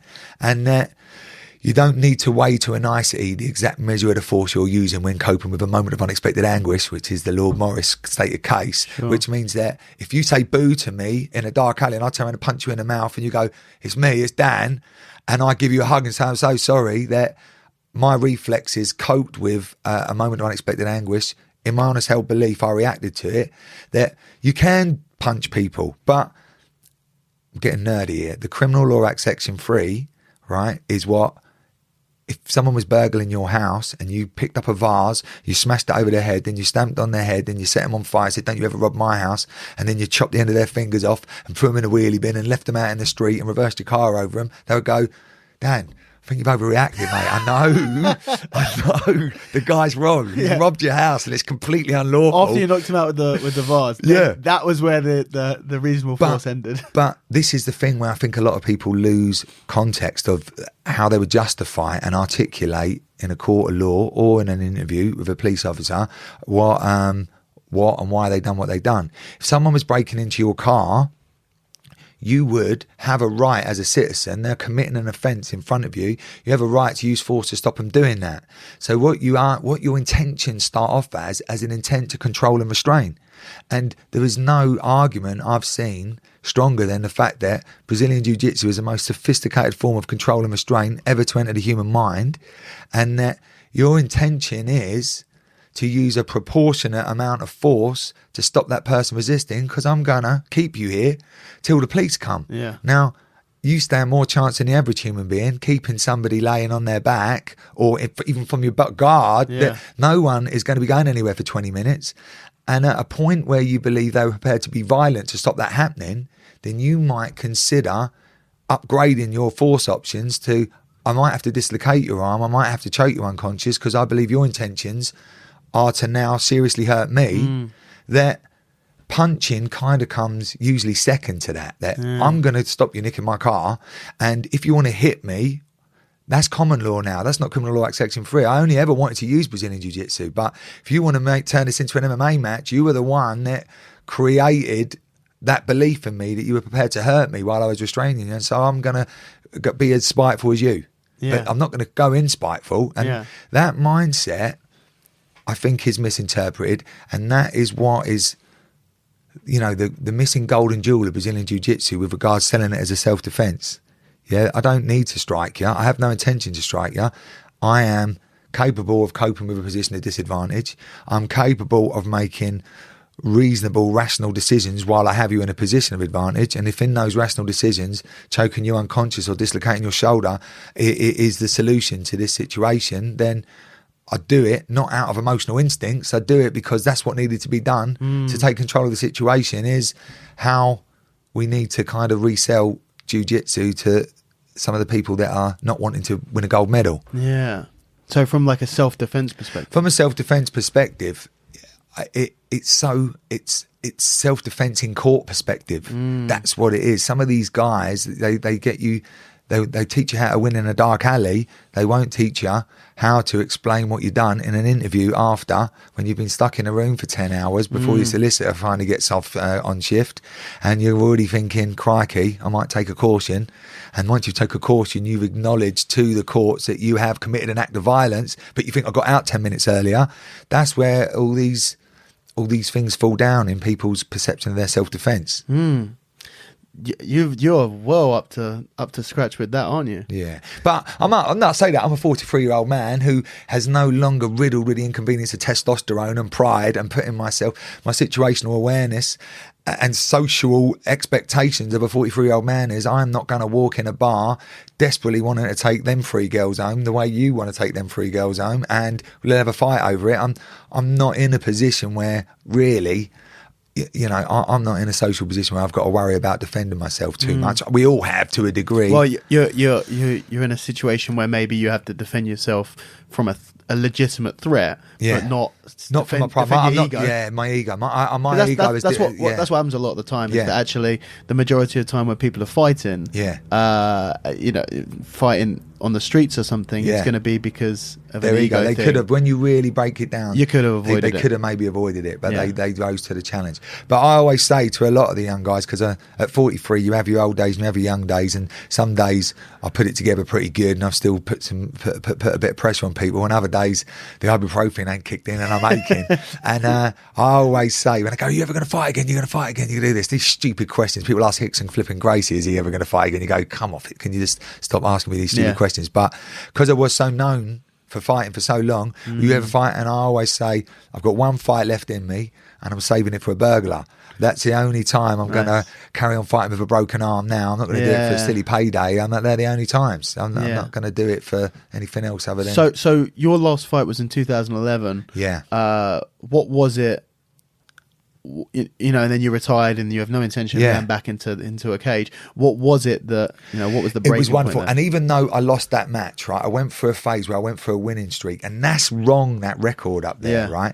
I have got a professional record of 17 wins and 16 losses. Okay. And that looks like I've got 16 wins, 17 losses. I wouldn't have retired on that record. I wouldn't have, because there was a curse. This is the thing when you say, why does someone keep getting compelled to fight? That the endorphins that you feel when you win a grappling match or an MMA match or whatever it is, it's unexplainable to anyone apart from a crackhead that would go, I would literally do something crazy to get that feeling. So the endorphins are so massive, and it enriches your self-esteem in such a positive way that you think, I've got to do that again. Yeah. When you lose, it has such a catastrophic effect on your self-esteem that you go, that's not the person I want to be. I don't define myself like that. I'm not accepting it. I'm going to do another one, and I'm going to go till I win. And you get caught in this vicious circle. I said I only had 10 fights. I told my missus I'm going to get into double figures and I'm going to stop. 34 fights later, after 16 boxing fights and a load of judo matches and points fighting matches, I'm like, I've got to do another one. And I want to string some wins together. I want to do that, and then I want to fight. And I know I can beat a guy at that level. I want to beat a guy of that level. And I was always raising the bar and taking on challenges because I don't know. I was just chasing some kind of, perception of my self-esteem, the person I'm trying desperately hard to be. And what was wonderful about that last fight, it was the first time that I'd experienced a loss, and I felt a weight lift from me deep down in my heart. That was against feel Bowler? Yeah. Bowler caught me with a knee in the initial clinch, and I put my head in a stupid place. I trained with Bowler before. Well, again, an immense welterweight, man. How he hit welterweight, I don't know, because he's big. He's a big middleweight. He's a big boy, yeah. And he was, and I respect that. I respect that. I can't bear the thought of being beaten by a bum, a guy that's taking this half-heartedly. And it hurts my feelings when I see these shin pad wearers that say, don't hit me in the face, and they go on a local show and everyone spends 25 quid to watch them not take any risk. And I think, I did take risks. I went in and prepared myself against a guy on that occasion who'd gone over to Brazil, to American Top Team, trained with some incredibly legit athletes, who took himself like an athlete, had 0% body fat, and to his credit, when I connected to him the way I did, he made the correct adjustment with his hips, spotted a microsecond opportunity, clipped me in the eye with a knee, and the technique was correct. It was good. And I thought, I could do it. I could retrain. I could ask him for a rematch. I could do all them things. And I still believed at that particular time in his career, I was leg locking everyone that week. And I was looking down at his ankles thinking, they're not as big as his arms. They're coming home with me. And I'd literally maybe got 17 leg locks in the last 2 weeks thinking, that's how this is going to happen. Even if I go shin to shin on him or whatever, if I can't get him down, I'm going to pull him into a grapple and I'm going to take his leg off. And I drilled the shit out of that. And you get caught with a knee, but I didn't feel that emptiness in my self-esteem that I did on the other time, because I'd feel depressed. Sometimes I'd go on holiday after. Very high highs and very low lows. There's scars on your soul, and you just think, oh, look at him, he's just a journeyman. I cried when Paul Daly beat me for 150 quid. I left my 150 quid in the changing room, and I thought. Back in the day, he'd had 3 fights, and I'd done a 10-mile run that week, and that was 41 seconds into round 1. I got clipped with an elbow because because back in the day I didn't know about this sort of stuff. When you're under over, if you put your head on the wrong side, someone pushes your head away, you clip your eye, you stagger back, the left hook hit me, and another 18 shots hit me. I thought, that guy's not a trained martial artist. He's not a skillful person. He's just like the average pub drunk. And if I'm going to lose to someone like that when I train so hard and I prepare so much, I got properly depressed. The therapy was he kept doing it to everyone else, and even the world-class people, and I've gradually started to feel pretty good about myself. It's took me out loud to go, yeah, well, I lasted a full 41 seconds against that guy. So the same positive take from everything. But people don't realise that if I say to all my kids when they go, and they idolise you, they've come down and trained with you and stuff. I've got a little army of full-on competitors, and I don't always go down to the smaller shows to tell them what to do or to coach them, because I'm a firm believer in go and immerse yourself in the community, because absolutely everyone there is your family sooner or later, and someone somewhere will warm to you. Someone will shout some advice out which you will ignore, and it'll be through the reflective process that you wish you would have done what they said. That go out and just get comfortable with being uncomfortable out there, and video it or come and tell me what happened in the bout, and then we'll talk about the woulda shoulda couldas back in the gym. And I'm kind of that's where I'm at with it, Yeah, that's interesting. There's a lot in there, but the psychology of fighting, especially when you fought in so many different disciplines and fought professional MMA as much as you have, there's a huge amount of that, and a lot people don't realize, especially like the very, very high highs and very low lows. So did you know that you were going to retire from MMA after the Bowler match? Or do you know what that was? Because trying to link it back to the Jiu-Jitsu, at the blue and the purple belt level, I was competing prolifically in MMA, and there were slowly but surely tournaments, Brazilian Jiu-Jitsu tournaments that were coming up, but I didn't do them, and there was an arrogance, and I kick myself for it. And I sometimes see it in some of my students now that they go, why would I want to go and pay the IBJJF 90 flipping 5 quid to be sat somewhere, to be frog marched onto a mat, into a pen, to feel like I am just literally an inconvenience to everyone? They don't necessarily feel the they don't feel that feeling that an MMA fighter gets, even when they're not that skillful. The MMA fighters got treated so much better than a very high level purple belt in a Brazilian Jiu-Jitsu competition. You go, I'm getting my picture taken, I'm getting a hotel, I'm getting paid a few quid, and I'm selling some tickets, and a load of people want to buy them, and I'm earning a few quid out of the ticket. That there was not really an incentive to kind of feel like you're going backwards, which I subsequently regret, because I think my jiu-jitsu would have been a lot better if I would have just let go of all that crap and go, I don't care if I'm getting tapped out by good purple belts for the next 6 months, even if I feel like I could bash their head in an MMA fight. Yeah. It's a different thing. It's going to make you better in the long run. Yeah, and it's not that it's going to make... I love jiu-jitsu, and jiu-jitsu is going to be with me, and it is long after MMA is. So, yeah, I wish I would have done some more jiu-jitsu tournaments, but basically, since I retired from MMA, I'm nowhere near, a hardcore competitor like yourself, but it took me 5 years to do it, but I won the British Open at black belt this year. Awesome. So, and I'm then going to just say, edit this out, Masters free, right? But it was, look, it's your category, right? It's my category, yeah. And so, the reality of thinking that there's something to focus on, there's still a goal, and it's not as intense as MMA, but the first year I fought, even at the brown belt level, because that's what I'm going to try and say, I never fought at the blue belt or the purple belt level. No. I went in at the brown belt, and at the brown belt level, people have got games. They've had 100 competitions. That's tough. And so I had another baptism of fire into the jiu-jitsu tournaments, thinking, I still felt them same nerves. That's what I'm trying to say. It wasn't just a grappling match. My self-respect was on the line. I'm supposed to legitimise the fact that I'm a real brown belt, and I'm going to get schooled by these guys. And then you get that same apprehension when you hit black belt, and you go, this is, there's a lot of people that get black belt that never ever competed, and they hide behind the belt, but they're not being the belt. They just hide behind that, I don't want to prove that I am one.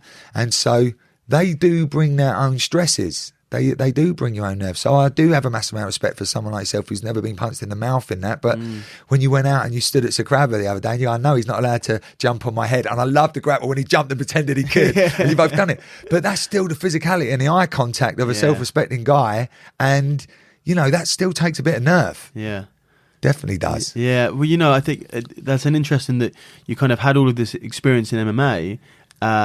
And then when you left MMA and decided that you were going to do some Brazilian Jiu-Jitsu grappling, but you were coming in a brown belt, like you said, it's very similar to seeing all of the very high level grapplers going into MMA for the first time, because they don't start at they don't start at the amateurs. No, they're going in at high level. When Roger went in, when more recently with Gary Tonner going in, but he done it on a different. He really did shine, didn't he? Yeah, he looked very good, but it must be so difficult to guys that are going straight in, or your Brock Lesnar's or something like that.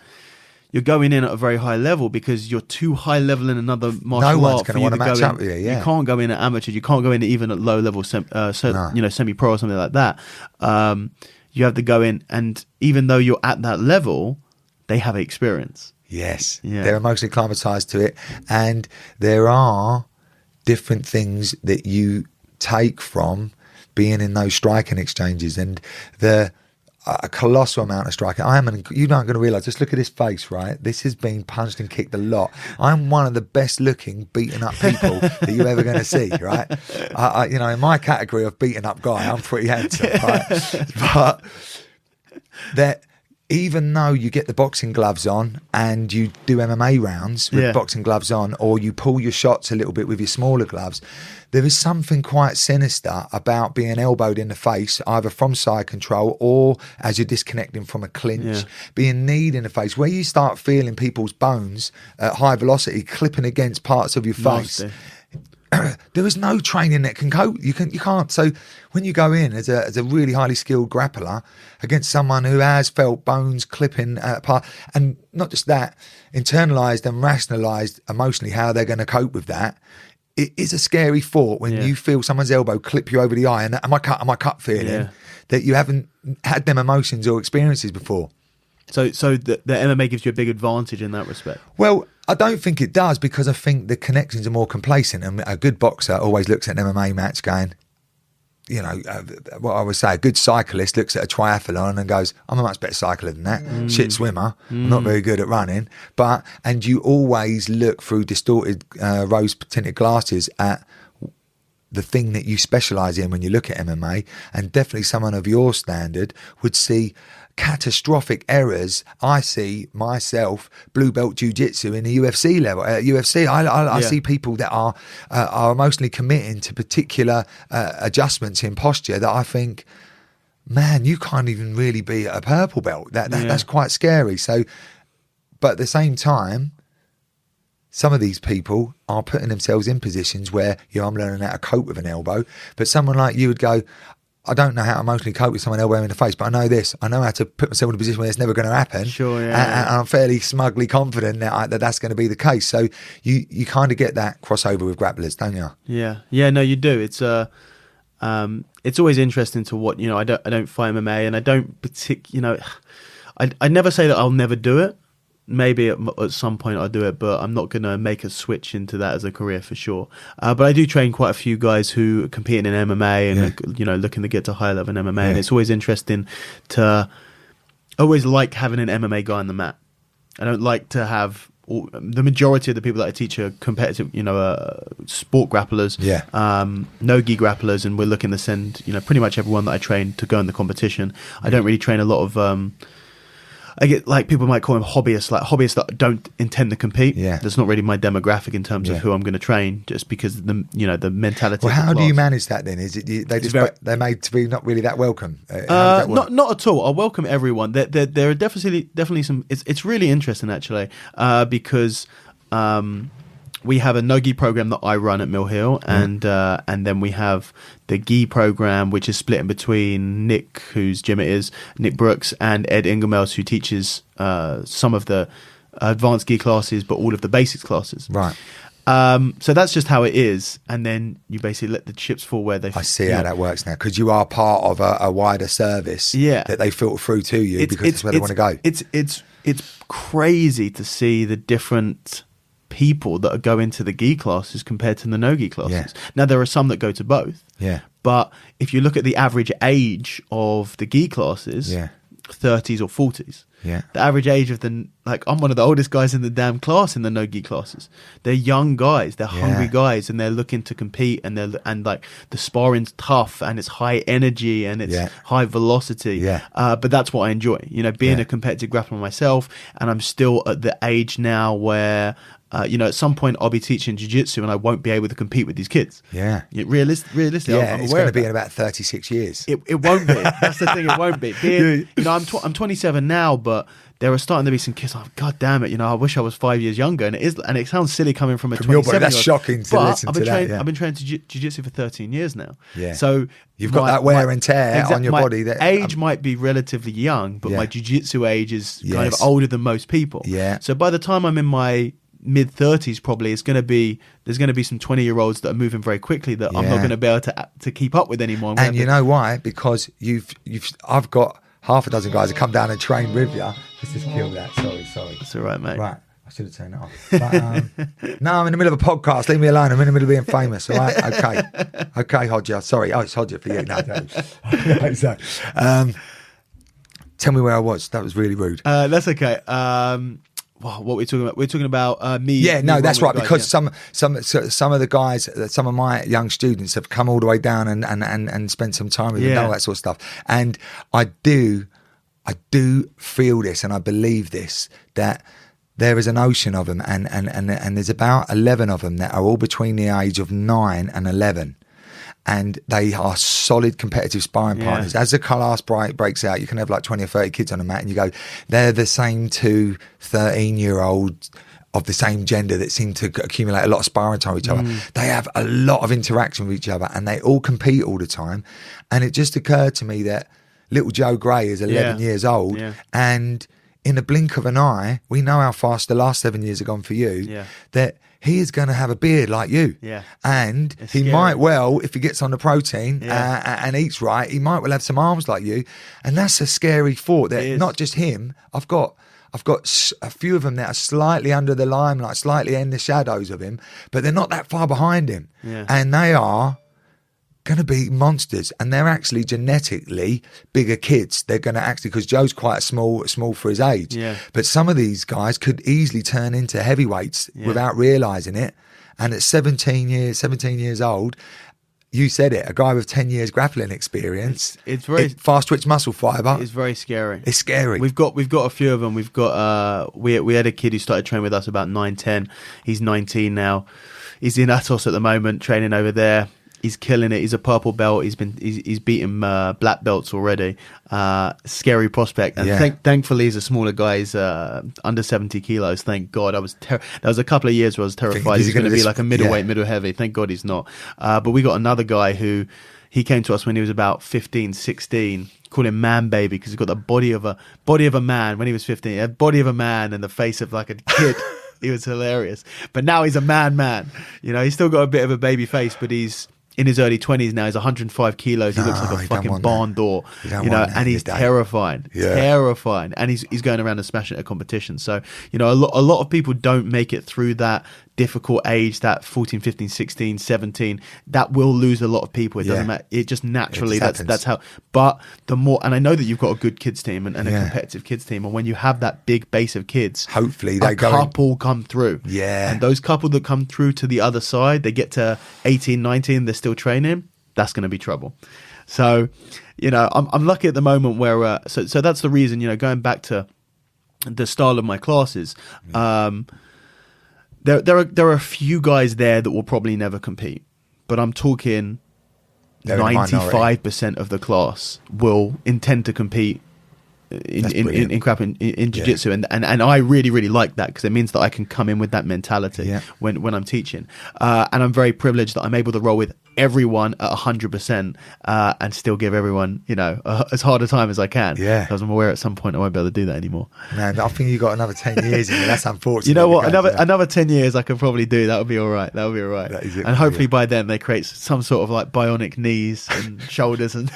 Oh, you've already had the likes of Dickie Martin and something like how them guys can still put it on people. That's incredible, man. Stem cells. I'm fingers crossed for stem cells. That's where you're going to be. I'm hoping. I'm hoping by the time I start to go, it becomes affordable enough that I can just, you know, steal some stem cells out of some kid and inject him into all of my joints. I think what's going to happen is your seminars will basically, we will just order a test tube, a Daniel Stouts test tube, and it will cryogenically clone itself in front of us. You probably be able to do it everywhere. You'll be loaded. I know, man. Okay, dude. I want to, as we move on from that, I want to ask you about the Guitar Hero. Okay, yeah. That's the name, right? Yeah.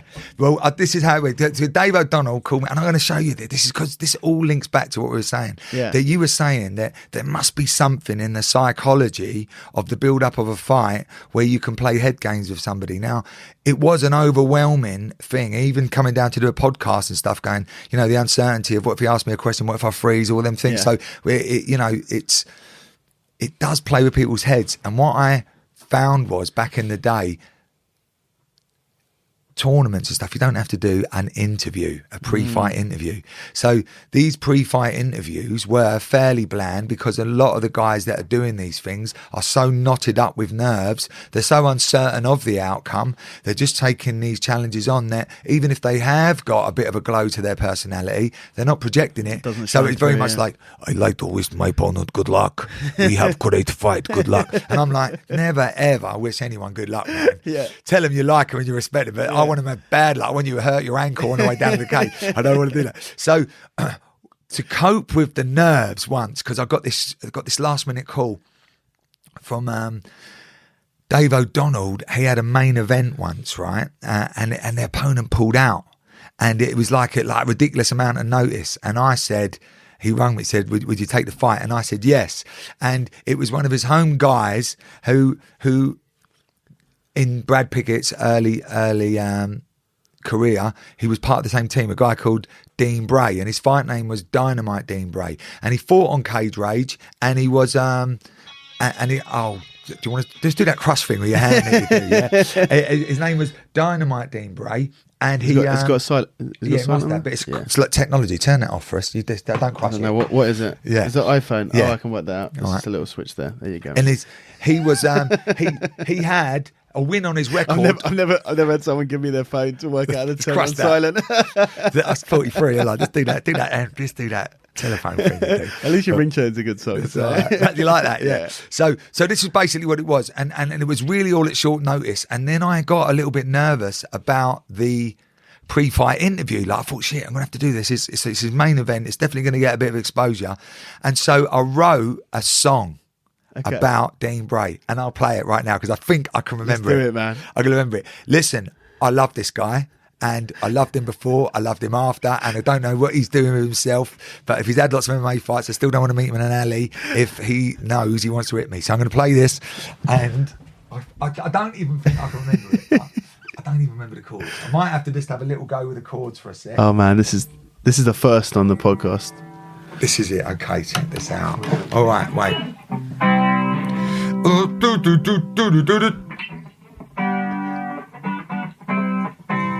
Wait, I should put this over here, shouldn't I?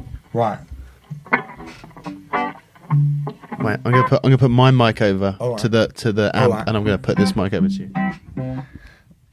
Oh, testing with you. I'm probably gonna cock it up, but it's no big deal, even though it's live. Something like this. It went like this. It went. Okay. I hate pre-fight interviews. I don't know what to say, but I ain't come down here to lose to Dynamite Dean Bray. Dean, I don't mean to be mean. I'm trying to be polite. How the fuck did you pick up a name like Dynamite? Right, I think there was another little bit in there. Right, wait. I'm sorry about the swearing, right? Because I was young and reckless then. I had testosterone, but I'm not. It was something like, oh, bollocks, of course. No, I'm not gonna be arrogant and attempt to predict all those unpleasant injuries I'll probably inflict.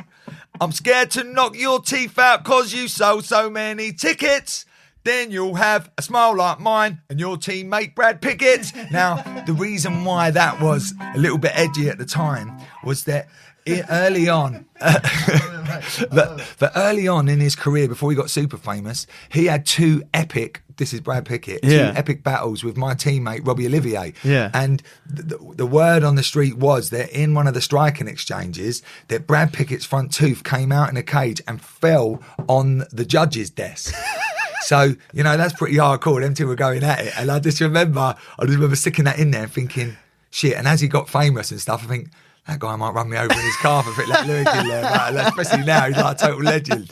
But he was just mediumly famous at the time. So I don't know, I done that. And obviously, as you can imagine, Dave O'Donnell, with his kind of perception on how we should be entertaining, he signed me up for the big show. Yeah. And so I started to make I started to make a bit of a theme of it. I realised this was my little niche. So how did you get into the music?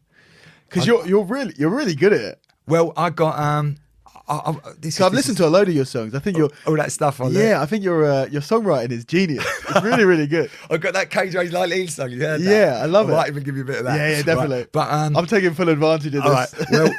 Well, yeah, I was a guitar teacher for really? years. That was my job for a lot of years, just teaching guitar in schools. I was a peripatetic guitar teacher. Wow. And yeah, and then there was a music shop, a local music shop that sold musical instruments. I ended up being like the sales manager in that shop for years, and I just played.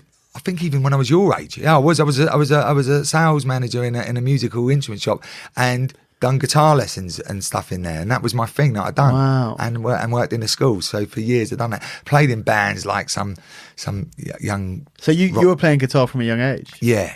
That's awesome. Yeah, so I'm massively into the music, and that's why I was complimenting you on all your stuff there. I've got like a little music studio where I've got like all my stuff all making sure that my missus can't hear me. You're trying to soundproof it as best as possible. Yeah. So yeah, that was the whole hook. You were called the guitar hero. Yeah, well, I was called. I mean, he called me the guitar man, which I thought was pretty lame. And then I strung some wins together and went on his show. I said, I want to be upgraded to the guitar. I had 3 wins on the trot. I want to be the guitar hero. And we kind of got a little thing with the t-shirts. And when I was fighting a little bit in like towards the late days after the cage rage thing, he was doing the UK MMA shows, the 2009, 2010. I'd kind of got a little bit of a following, and everyone was bringing inflatable guitars. Yeah, I saw that. Yeah, so it's all, and I was playing the guitar down to the cage, and there was one. It's on UFC Fight Pass where I'm playing this guitar, and the guy hands me a beer bottle. Yeah. And I've got 4-ounce gloves on, and I do a bit of slide guitar with a beer bottle before I go in and fight. And it's surreal and stupid days. That is crazy. Awesome, man. But like you're having fun with it. Yeah. Well, you say that, you're kind of disguising the fact that you're shitting yourself. You've got a job to do, ain't you? You've got to climb in there, and you've got to risk getting your face elbowed in. But I guess anything, obviously, when you're playing guitar, because you've done it for such a long time, that's second nature to you. Yeah. So there's like a different part of your brain that's switched on when you're doing something that's almost autonomous. It's like a meditation. Well, you know what it is, if we get right into it, and when they start talking about the effects of stress and heart rate have on your fine motor skills, right? So under stress, the fine motor skills of putting your key in your car when werewolves are climbing all over you in the middle of the forest, you kind of get that shaky bit in a horror film. Yeah. That it was kind of a testament to my composure if I could actually move my fingers in the right place when my heart rate's thinking, my God, man, I'm about to go in and have a cage fight in a second. And it did feel, like say, that just sounds so old school to call it like that, an MMA match as I would like to describe it now. But it was... You wouldn't call it a fight? I call it an MMA match, but, really? you know, I do now, but back in the day, I thought I was having a cage fight. Do you know what I mean? Because that's how it was. The show was called Cage Fighter, and kind of Dave went down that route of marketing it in that type of way. Kind of when we spoke earlier, and it was like a lot of MMA guys, they'll say we fight, and Jiu-Jitsu guys grapple, or they have a match. Yeah. But actually, you're taking it the other way and go, grappling is a match, and so is MMA. As I've come out of both ends now, at the time, that's interesting. I might have had an ignorance or an arrogance as a BJJ guy would against someone else who does a choreograph based kind of martial art. Yeah. An MMA fighter has a look at has a preconception that you're not prepared to assess the effectiveness of your art under the true conditions of risk. So there is an arrogance that... But then the rebuttal to that is, well, neither are you, because there's rules in MMA. Yeah, there we go. So that's that full sign. So for you, the only fight that's a real fight is no rules. Well, I fight and I cringe when I start this because I start sounding like a Krav Maga franchise, and I don't want to say that, but what I do think should be reconsidered is if we actually think about this, the trade-off, that what is the medical implications of me punching you as hard as I can in the jaw and fracturing your jaw and you falling over and being unconscious, and most people get back to their feet after a knockout in the UFC. Yeah. All right. You go, what's the medical implications of me shutting your carotid arteries off for 7 seconds? Well, unless we've CAT scanned you and you've got some kind of complications, some people can go into a coma or get some brain aneurysm, but in the main, people come round. What's the medical implications of a heel hook or an arm bar or a Kimura? You go, that is 8 months of not moving your arm and then a whole load of physio. You're out of the game. So this is what I kind of feel the rebalance, the grappling argument to the strikers is that strikers are allowed to impose the full consequences of their intentions on the grapplers, but the grapplers aren't allowed to impose the full consequences. So what you should do is there should be no tapping, no withdrawing your consent, not to joint locks, but to strangles, right? Because that's the bottom line. And if I get you in an arm bar, the only upgrade you're allowed to do is swap that position for a rear naked choke, because then you've got the true formidable consequences of what is at stake, let alone the physio that comes after. I mean, the injuries sustained from grappling are just horrendous. They can be, They can be bad. Even when you think of just some of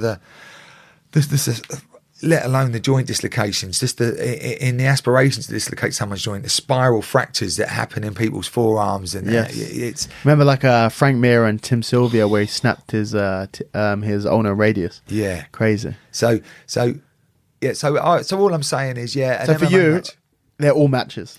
Well, they are matches in as much as you are going. This is really, really important to respect and understand this.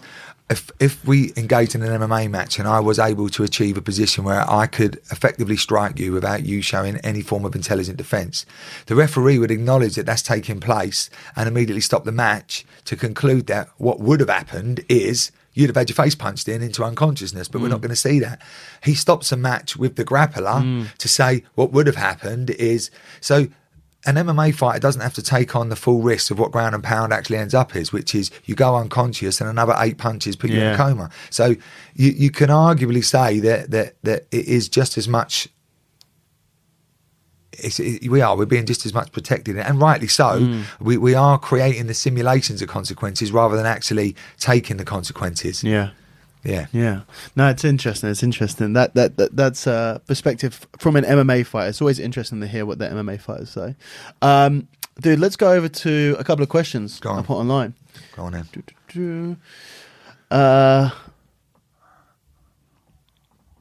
Usually when I put these out, it's just people making inside jokes of some sort. But it's a good one. If BJJ had a Mount Rushmore with 4 faces, who would you have on it?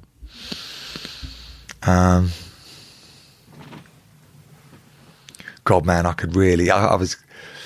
I was going to be super sarcastic then, and I realised we're live. Right, if we were in a bar and you asked me that, I would tell you something totally different. Right? I'm going to put, obviously, my instructor, Wilson Jr., on there. That's an absolute, that's a no-brainer, of course. This is your Mount Rushmore. Yeah. So you have to have him on there.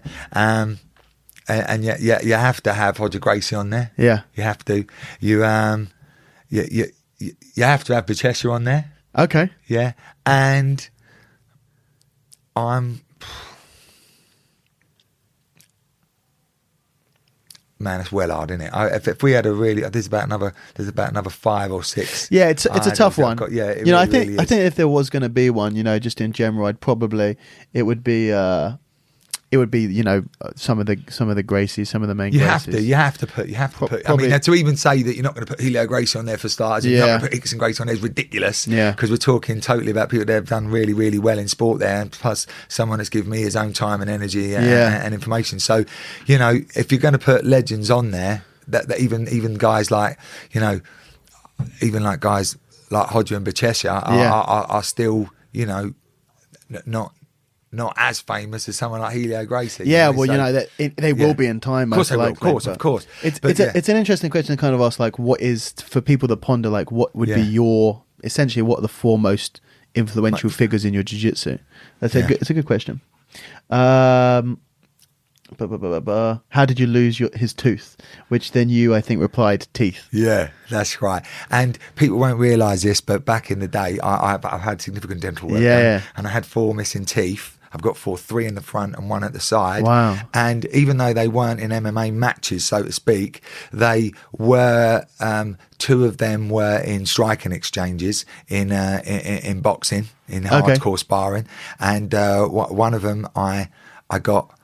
When we were young and we didn't have toys, all we had in our street were bricks. And in our brick fight, I come second. That's the truth as well. Is that true? Got hit in the face with a brick when we was when we was having a brick fight. How old were you? I was 7. And then another time. Wait. Yeah. Wait. Because you've got new health and safety legislation, you've got to be 12 to play bricks now. Yeah, that's right. So, wait. I just stop for a second there. You said, like, when we were having a brick fight, like, that's like a pretty standard thing. Like, obviously you don't come from a feral background, Daniel. You've been loved and nurtured. Yeah. I grew up on the streets, Daniel. Just one of those classic brick fights. Well, just one of those as you do, and you go, and ultimately, like all meteorite attacks, most of them miss. Wait, are they used, as sort of like an extension of the body, or are they thrown? Yeah, no, we were doing projectile training. So it was like a snowball fight, but with bricks. Yeah, with bricks. It was a snowball fight during the summer. Yeah. So, sometimes we couldn't afford snow. We couldn't afford snow things before. So I got a brick in the face. Can he bring his guitar? Yeah, I'm gonna make you. Yeah, ask him about cage doors. Right. There's another verse to that song. To the same one. Yeah. Go on. So the last part of that song was, I'll have to wrap it up here. I'll have to wrap it up here. 'cause I've really... Oh, I actually do this in the live one as well. I keep doing it. No, look, I can't even remember the chord. Bollocks of the chords. I'll have to wrap it up here because I've really got to go. I was on the last Contenders, as some of you will know. The show was called Contenders. Yeah. Although I got my ass kicked, it went wrong before that stage. Let's hope tonight, before I fight, I don't fall out the cage. And there was this, and I had to say that because I thought probably the best fighter I felt, the best fighter I fought in my career. Who was that? Even though he didn't go on to achieve, say, what Dan Hardy and Paul Daly have done, I thought at the time the most well-rounded MMA fighter I fought was a guy called Jez Loudon. Right? Yeah, I know. And I fought him twice. He competed in the UFC as well. Yeah, he competed in the UFC, and he didn't make as much of a mark as the other guys, but he was a really good fighter. He had a full arsenal of techniques. You knew he could leg lock. You knew he could wrestle. Yeah. You knew he was clever off his back. He'd knock guys out with spinning back fists, elaborate kind of striking exchanges, and just hit people. So he was, and he had some big wins on his record. So it was my kind of step up. I knew he was going to be I was going to be an underdog taking him, and it was a main event of one of Dave O'Donnell's shows. Yeah, and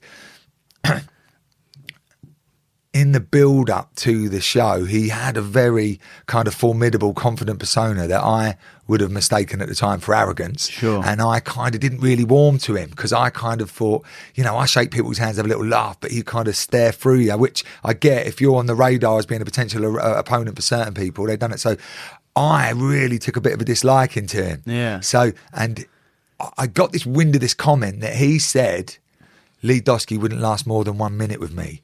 And it all got back in all the hype of all this crap. It means nothing. You hear young kids saying this stuff like, Dave that I've never heard of said I wouldn't last. And you go, you're all right in your own mind. That's a big deal. Yeah. And it was a big deal to me. So I'm thinking, won't last more than 1 minute with him. He's good. We ain't that good. And I kind of really motivated myself. I got into the cage first. And again, it was the main event. A lot of video cameras and a lot of that stuff around. And you know that thing where you bounce off of all the walls? The video camera, man, this is so cringy, man. I've got to laugh with you because I'll cry otherwise. The cage door was completely open, and I went one of them like, I'm ready, and I went straight out, and I went all the way down the steps, landed on my head, and loads of people came round to me, and they said, they thought the fight was off, and I was thinking it might be off, and then what went through my head was like, he's right. I won't last 1 minute with him. How did he know that? Right, and I was like, I can't pull out of this fight now. It looked like I'm just trying to pull out of it. And I thought, no, you ain't got in my head. You ain't got in my head. And I got up and they were, are you all right? Are you all right? And I honestly said, I truly don't know. I'm so pumped full of adrenaline right now. You'll have to ask me. Were you all right? And I went in there and... Because when you bounce on you throw yourself pretty hard backwards. You do. And I projected out there. It's like if I'd have had a parachute, I might have felt a bit better. But so... That really, that might have gone viral as well. Everyone's seen that. So I fell out of there, and it was just, I got back in that cage. I felt so stupid. And to add to I think at the end, it takes you out of the zone, doesn't it? And I wouldn't have made no difference because he was better than me. And at the end of the second round, he'd put a cut in my eye, and the blood. This is interesting. When we talk about putting a cut on the top of your eye, and usually those bouts are stopped because of the fact that the blood would run into your eye. Yes. But in guard, and you get cut underneath your eye. Worse, yeah. Well, if you were standing and someone put a cut under your eye, it would run down. But because you're off your back, it runs into your eye. But the thing is with if you're standing, you have a cut above your eye. It normally runs down the nose or the cheek because obviously the eye it goes in. But when it's underneath and you're on your back, it's like a bowl. It's just going straight into it went in. So basically, I stupidly informed the ref, and I learnt this over the years, that don't always be that honest with the ref. Sure. That I can't see out of my eye. Yeah. And fighter safety is paramount. And they'll you call kind it of, off. and then you get that, I didn't want you to, but I'm kind of glad you did kind of feeling it comes over you for a few days. So at the end of that, after getting dropped on my head before I went in there, 10 minutes after that, he had the win, which I was so mad about. Yeah. So it was just like a proper You lasted more than night. a minute, though. Yeah. Lasted more than a minute. That was my moral victory. Lasted more than a minute. Yeah. And I even weakened myself by holding myself down the stairs. I just dislocated 3 of the vertebrae in my neck, and you still couldn't take me out in the first round. Yeah. That's a good one, man. That's so funny. I'm going to see if I can find that video.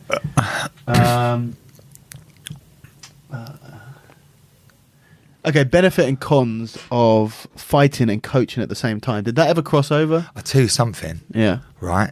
I have, when I went through a whole thing preparing for the Thai boxing, it's within the culture to block, when I say block, sorry, hold tie pads. Yeah. Your guy gets his rounds done. You hold the others. You do that. I've had both of my owners broke in two different fights. One in 2005 and one in 2010. Through as head kicks come. My instinctively, I wouldn't say it's my autonomic nervous system, but it's definitely a reflex to just block as if you were hitting pads. Yeah. And so I do think that I don't encourage people that are fighting to hold pads. Wow. So really, I mean, maybe that's interesting. I've never heard that before. Well, I think because it makes complete sense. But in a way it does. But if you've got an experienced boxer who doesn't just take things on the gloves, who parries and does that sort of stuff, a little bit like I don't like, say, like a Nick Diaz sort of style, where I'll bring the palms of my hands to you, and you see a lot of the new style of MMA, the John Jonesy type of style. My hands are regulating. They have that big problem with the fingers in the eyes.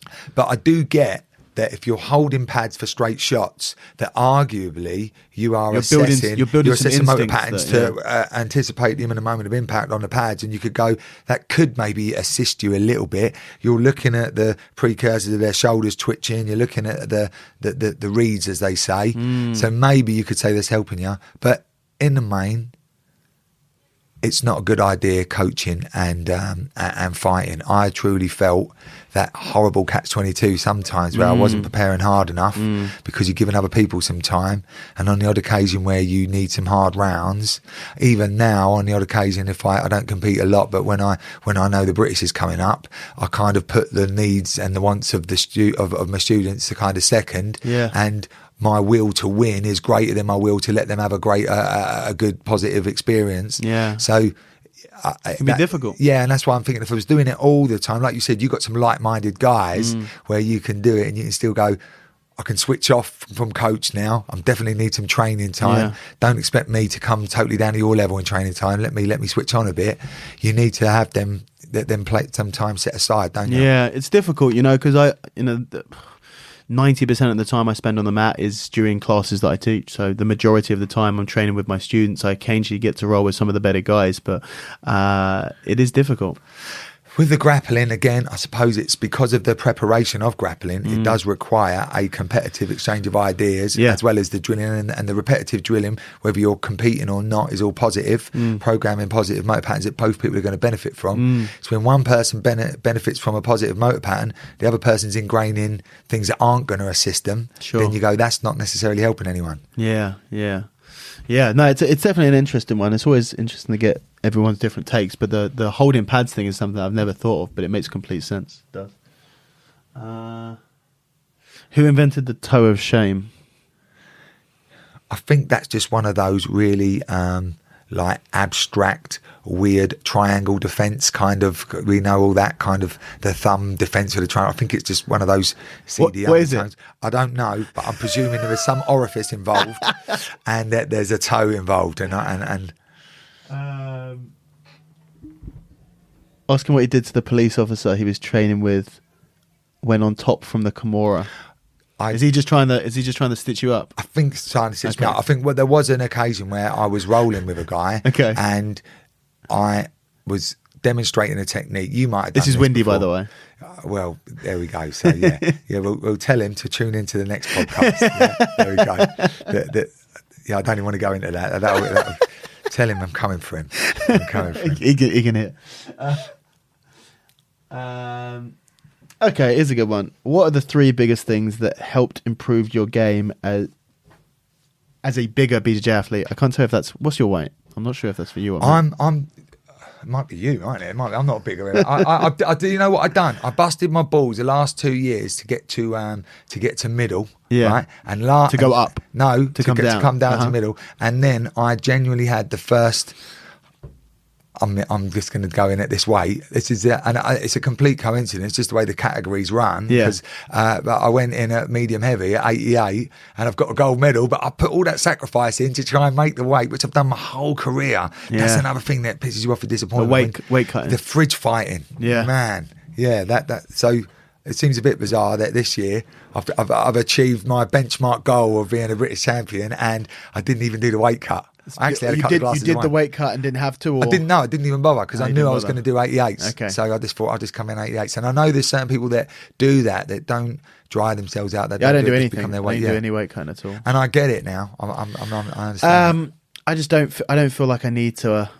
I don't feel like it's necessary to have a battle with my own body before I have a battle with someone else's. But the other thing is, you have invested proportionally so much into your strength that you don't have to make a prejudge that a guy at 95 kilos is going to be stronger than you. Yeah, that is true, and I guess that's part of it. That the strength psychology. A lot of people they come under the. You always want to be physically stronger than your opponent. Yeah. So if you're not physically strong for your weight, how do you beat that? You try and go down to someone else's weight, and hope that you're physically stronger than them. Of course, yeah. That's the whole psychology. I think I think if people put more time into making themselves stronger at their natural weight, than trying to cut. Because if you think, obviously a lot of people don't do it right. They'll just try and lose 5 kilos 2 weeks before the fight, and that's just stupid. If they were just put in a couple of hours, 3 or 4 hours a week hitting the gym, maybe not even that, 3 times a week for an hour, hitting some weights, do it consistently for a couple of years, they're probably going to feel like they don't need to. Yeah. But that vague description, your natural weight, my natural weight of eating ice cream and burgers and shit processed food, I happen to be naturally 3 kilos heavier than when I don't do that, and that's how I like to live. If you was that type of guy, then that's your natural weight. I guess it's like natural under. Like when you reach an equilibrium, So if eating 3 tubs of ice cream a day is what you do every day for the whole of your life, then your natural weight is going to be heavier. Yeah. But generally, people will sit at roughly the same weight. Generally, people tend not to be in too much of a fluctuation in their weight. They tend to sit roughly at the same thing.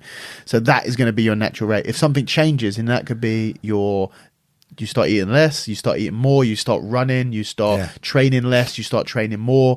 Any of these things are going to have an effect, but at some point they're going to equal out again, and that will be your new natural weight. It's the kind of the weight that you are naturally when you're not having to think too much about your lifestyle. You're not making any conscious changes. Yeah. So I'm not sure, but you know what? I'll change that one a little bit.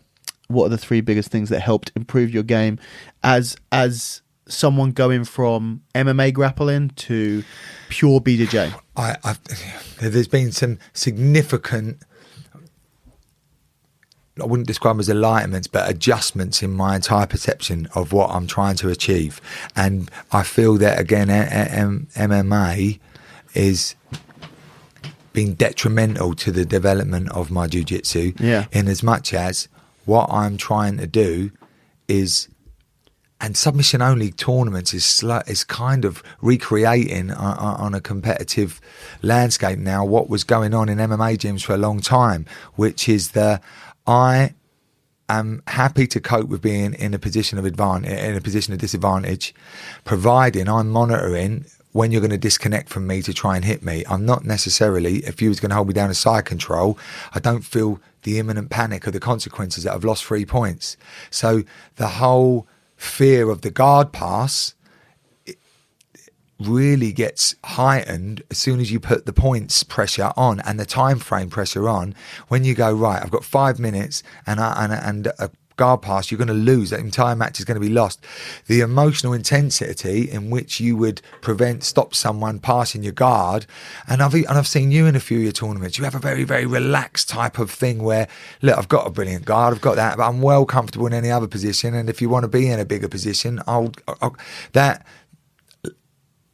lack of emotional commitment to the progression of certain positions. Another one, like they got really good at it in my gym. If you sit in somebody's half guard correctly and you do achieve your underhook and you do adjust your weight and you keep that person flat down on the floor, that there is no need to progress from there. You can reach that guy's head with an elbow. You can punch quite a lot of rotation in your shoulders. Yeah. You can really grind people out and win rounds. Half guard's a very strong position in MMA. Yeah. You can. There are people that really find their base in that position. And again, I know we're all on a hierarchy somewhere, but that I consider in my game, I've got quite heavy pressure in that position, and I can anticipate people's escapes from there. If I get the connections I want, I can feel pretty strong. So, but I think just by saying, no, go and compete, go and do that, the whole idea of getting the idea, I need to be progressing. I need to be wanting the little things, and I need to emotionally commit massively to the little when you're things. doing When you're doing jiu-jitsu, when you're doing sport grappling, there is a priority to an advantage. Listen, an advantage is a submission. Yeah. If you've got an advantage on me, I'm not going to be happy with the idea of, I only lost on an advantage. That save face type of mindset. Loss is a loss. A loss is a loss, and that medal, as I say to all the kids, they don't remember whether you won an advantage or submission. That you don't want to be an advantage down, and that means you have to take risks that you wouldn't usually take to escape if you weren't feeling any pressure. Yeah. So I kind of feel like that's been a bit of a revelation in someone who's getting down into the sports thing from the MMA positions. Yeah, it is interesting.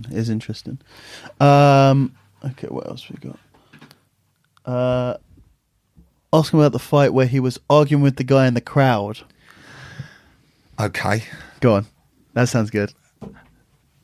When we all first start with our performance anxiety and our nerves and all the thing, when you go down, one of the things a stress condition is auditory exclusion, ain't it? We don't hear. Yeah. We feel tunnel vision. That's what they call peripheral vision shuts down, and auditory exclusion. So I remember the first few full contact fights I had, I felt like I was underwater and I was in slow motion, and you get that kind of time dilation kind of feeling.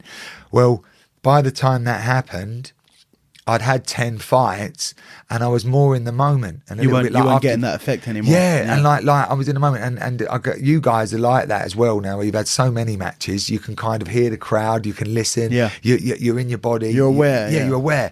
And so, like this is one thing that, you know, not to interrupt you there, but it's so important that people who have just done a couple of competitions, they realise that all of the things that the strange sensations that their body is experiencing when they compete is not unique to them.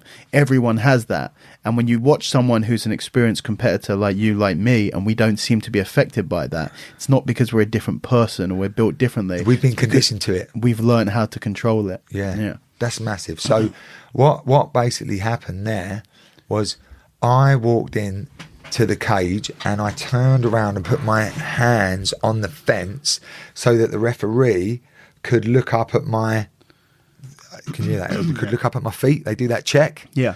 And as I looked up into the crowd, because I was quite of present of mind, there were two guys, and I don't like people that do this when I'm watching shows.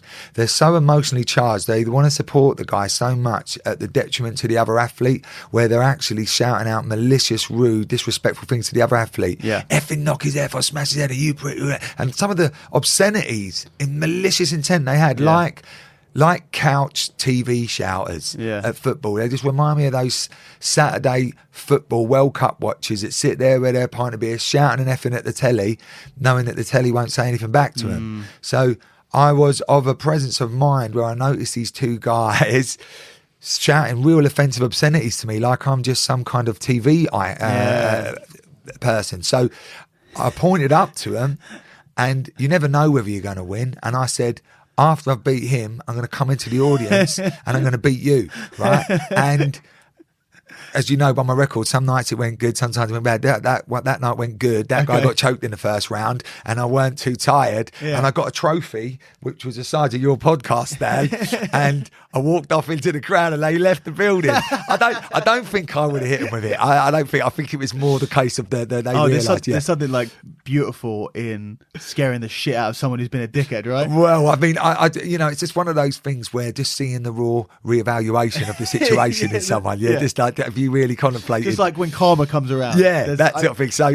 I mean, nothing ever came of it, but they genuinely did leave the building once I walked up into the crowd. I would. If someone told me that I'm going to finish it, I'm going to take this guy out, because the thing is, these guys that are coming to watch, they're supporting their guy.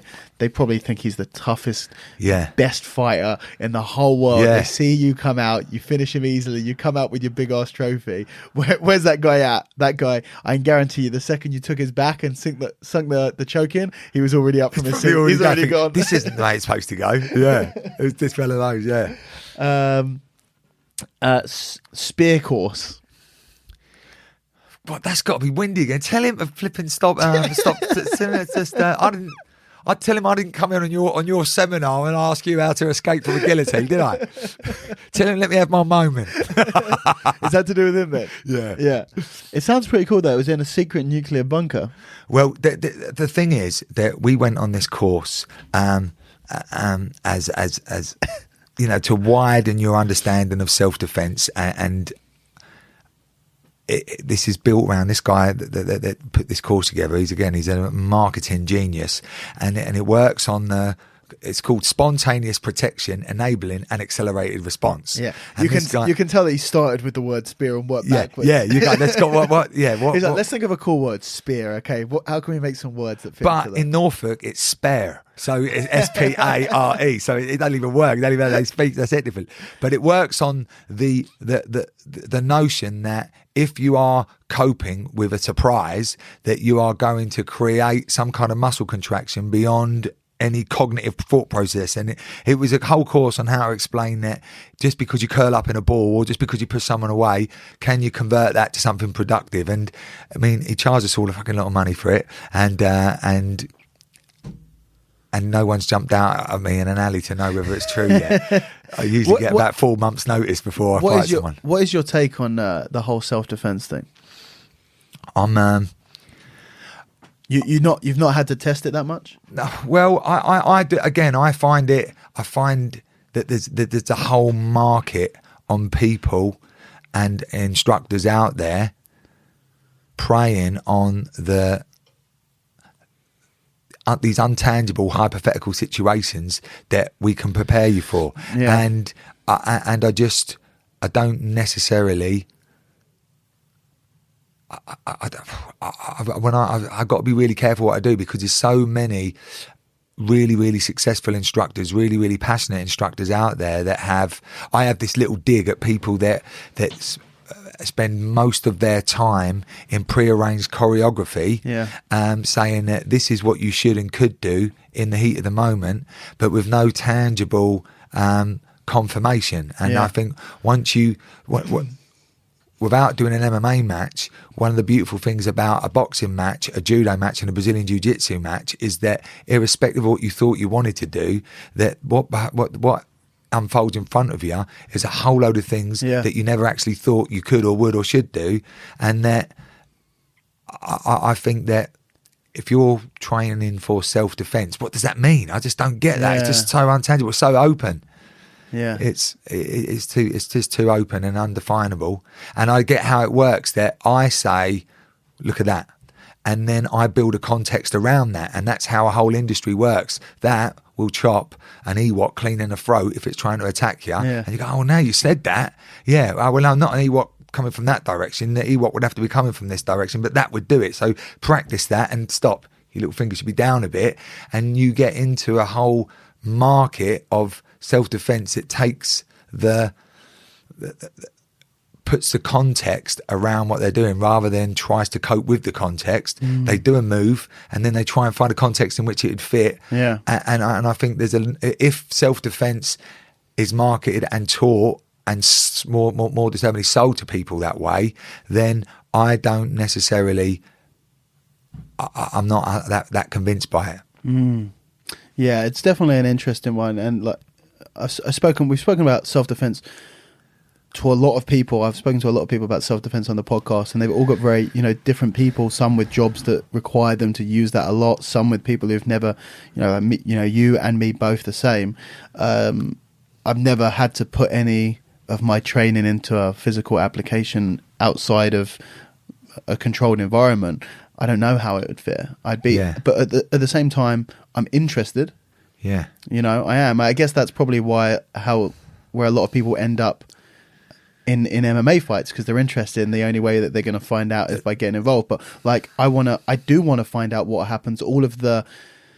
everything that someone would say to an MMA fight, like, oh, well, what if the guy bites you? What if the guy, gouges your eyes? Like, I'm interested to see how my training with strength training combined with grappling training could deal with someone who wanted to genuinely hurt me at all costs. Not that I'm walking around hoping that someone attacks me, but at the same time, it's just if I could run a simulation and see how that played out, I'd be very interested to see how it did. I think if someone, if a cannibal, you are going to feed him and his family for several weeks. So he'd probably be more than one serving. He'd be coming back. Dude, before we finish, I need to hear more music. All right. I want to hear more, man. I'm loving it so much. Okay.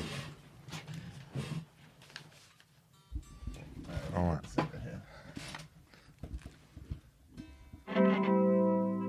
What you didn't tell me is after 2 hours of talking that my voice would be done.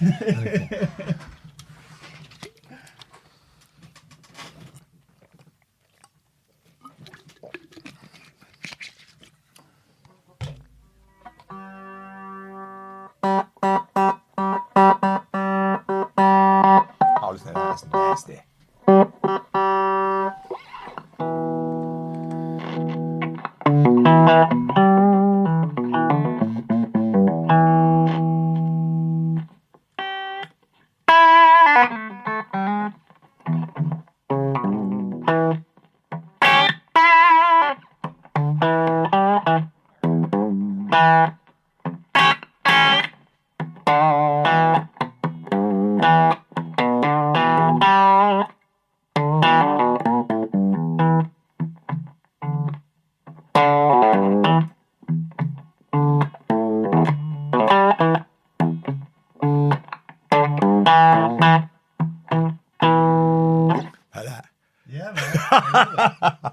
You were playing me the Cage Rage song. Do you remember it? Do you know what? That's 10 years ago. It's off my greatest hits album. Yeah. All right.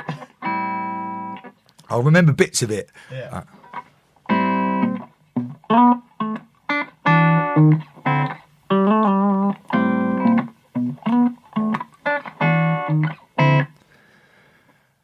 I'd like to welcome you to Raspberry TV. Now I accept you probably don't know me. I don't crave media attention. All those 5 magazines barely give me a mention. If you want to know who I am, where I'm from, type Doski and sharedog.com. Or there was a website called MMA Universe. Yeah.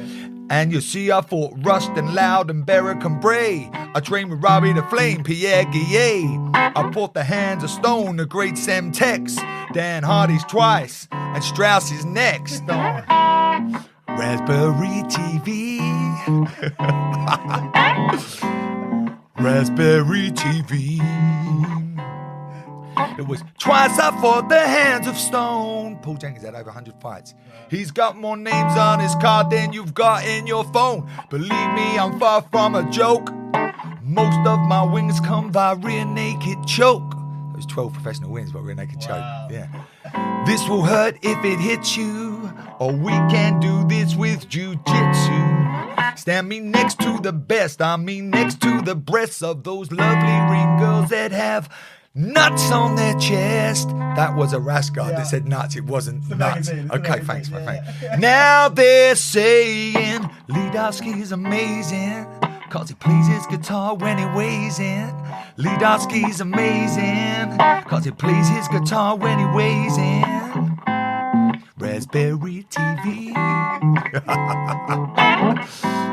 Raspberry TV. Thank you very much, baby. I think that is my favourite moment on this podcast ever. Genuinely, one of my favourite things ever.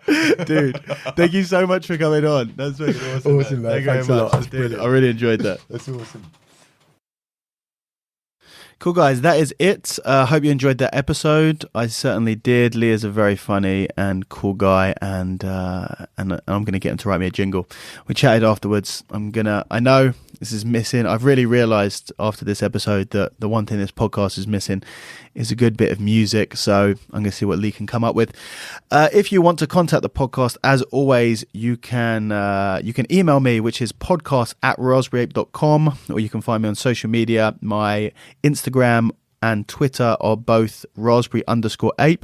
You can find me on Facebook. You can watch this episode or any other episode at youtube.com/raspberryape, or go to my website, which is raspberryape.com.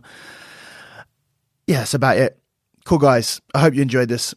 Take it easy. I'll catch you next time.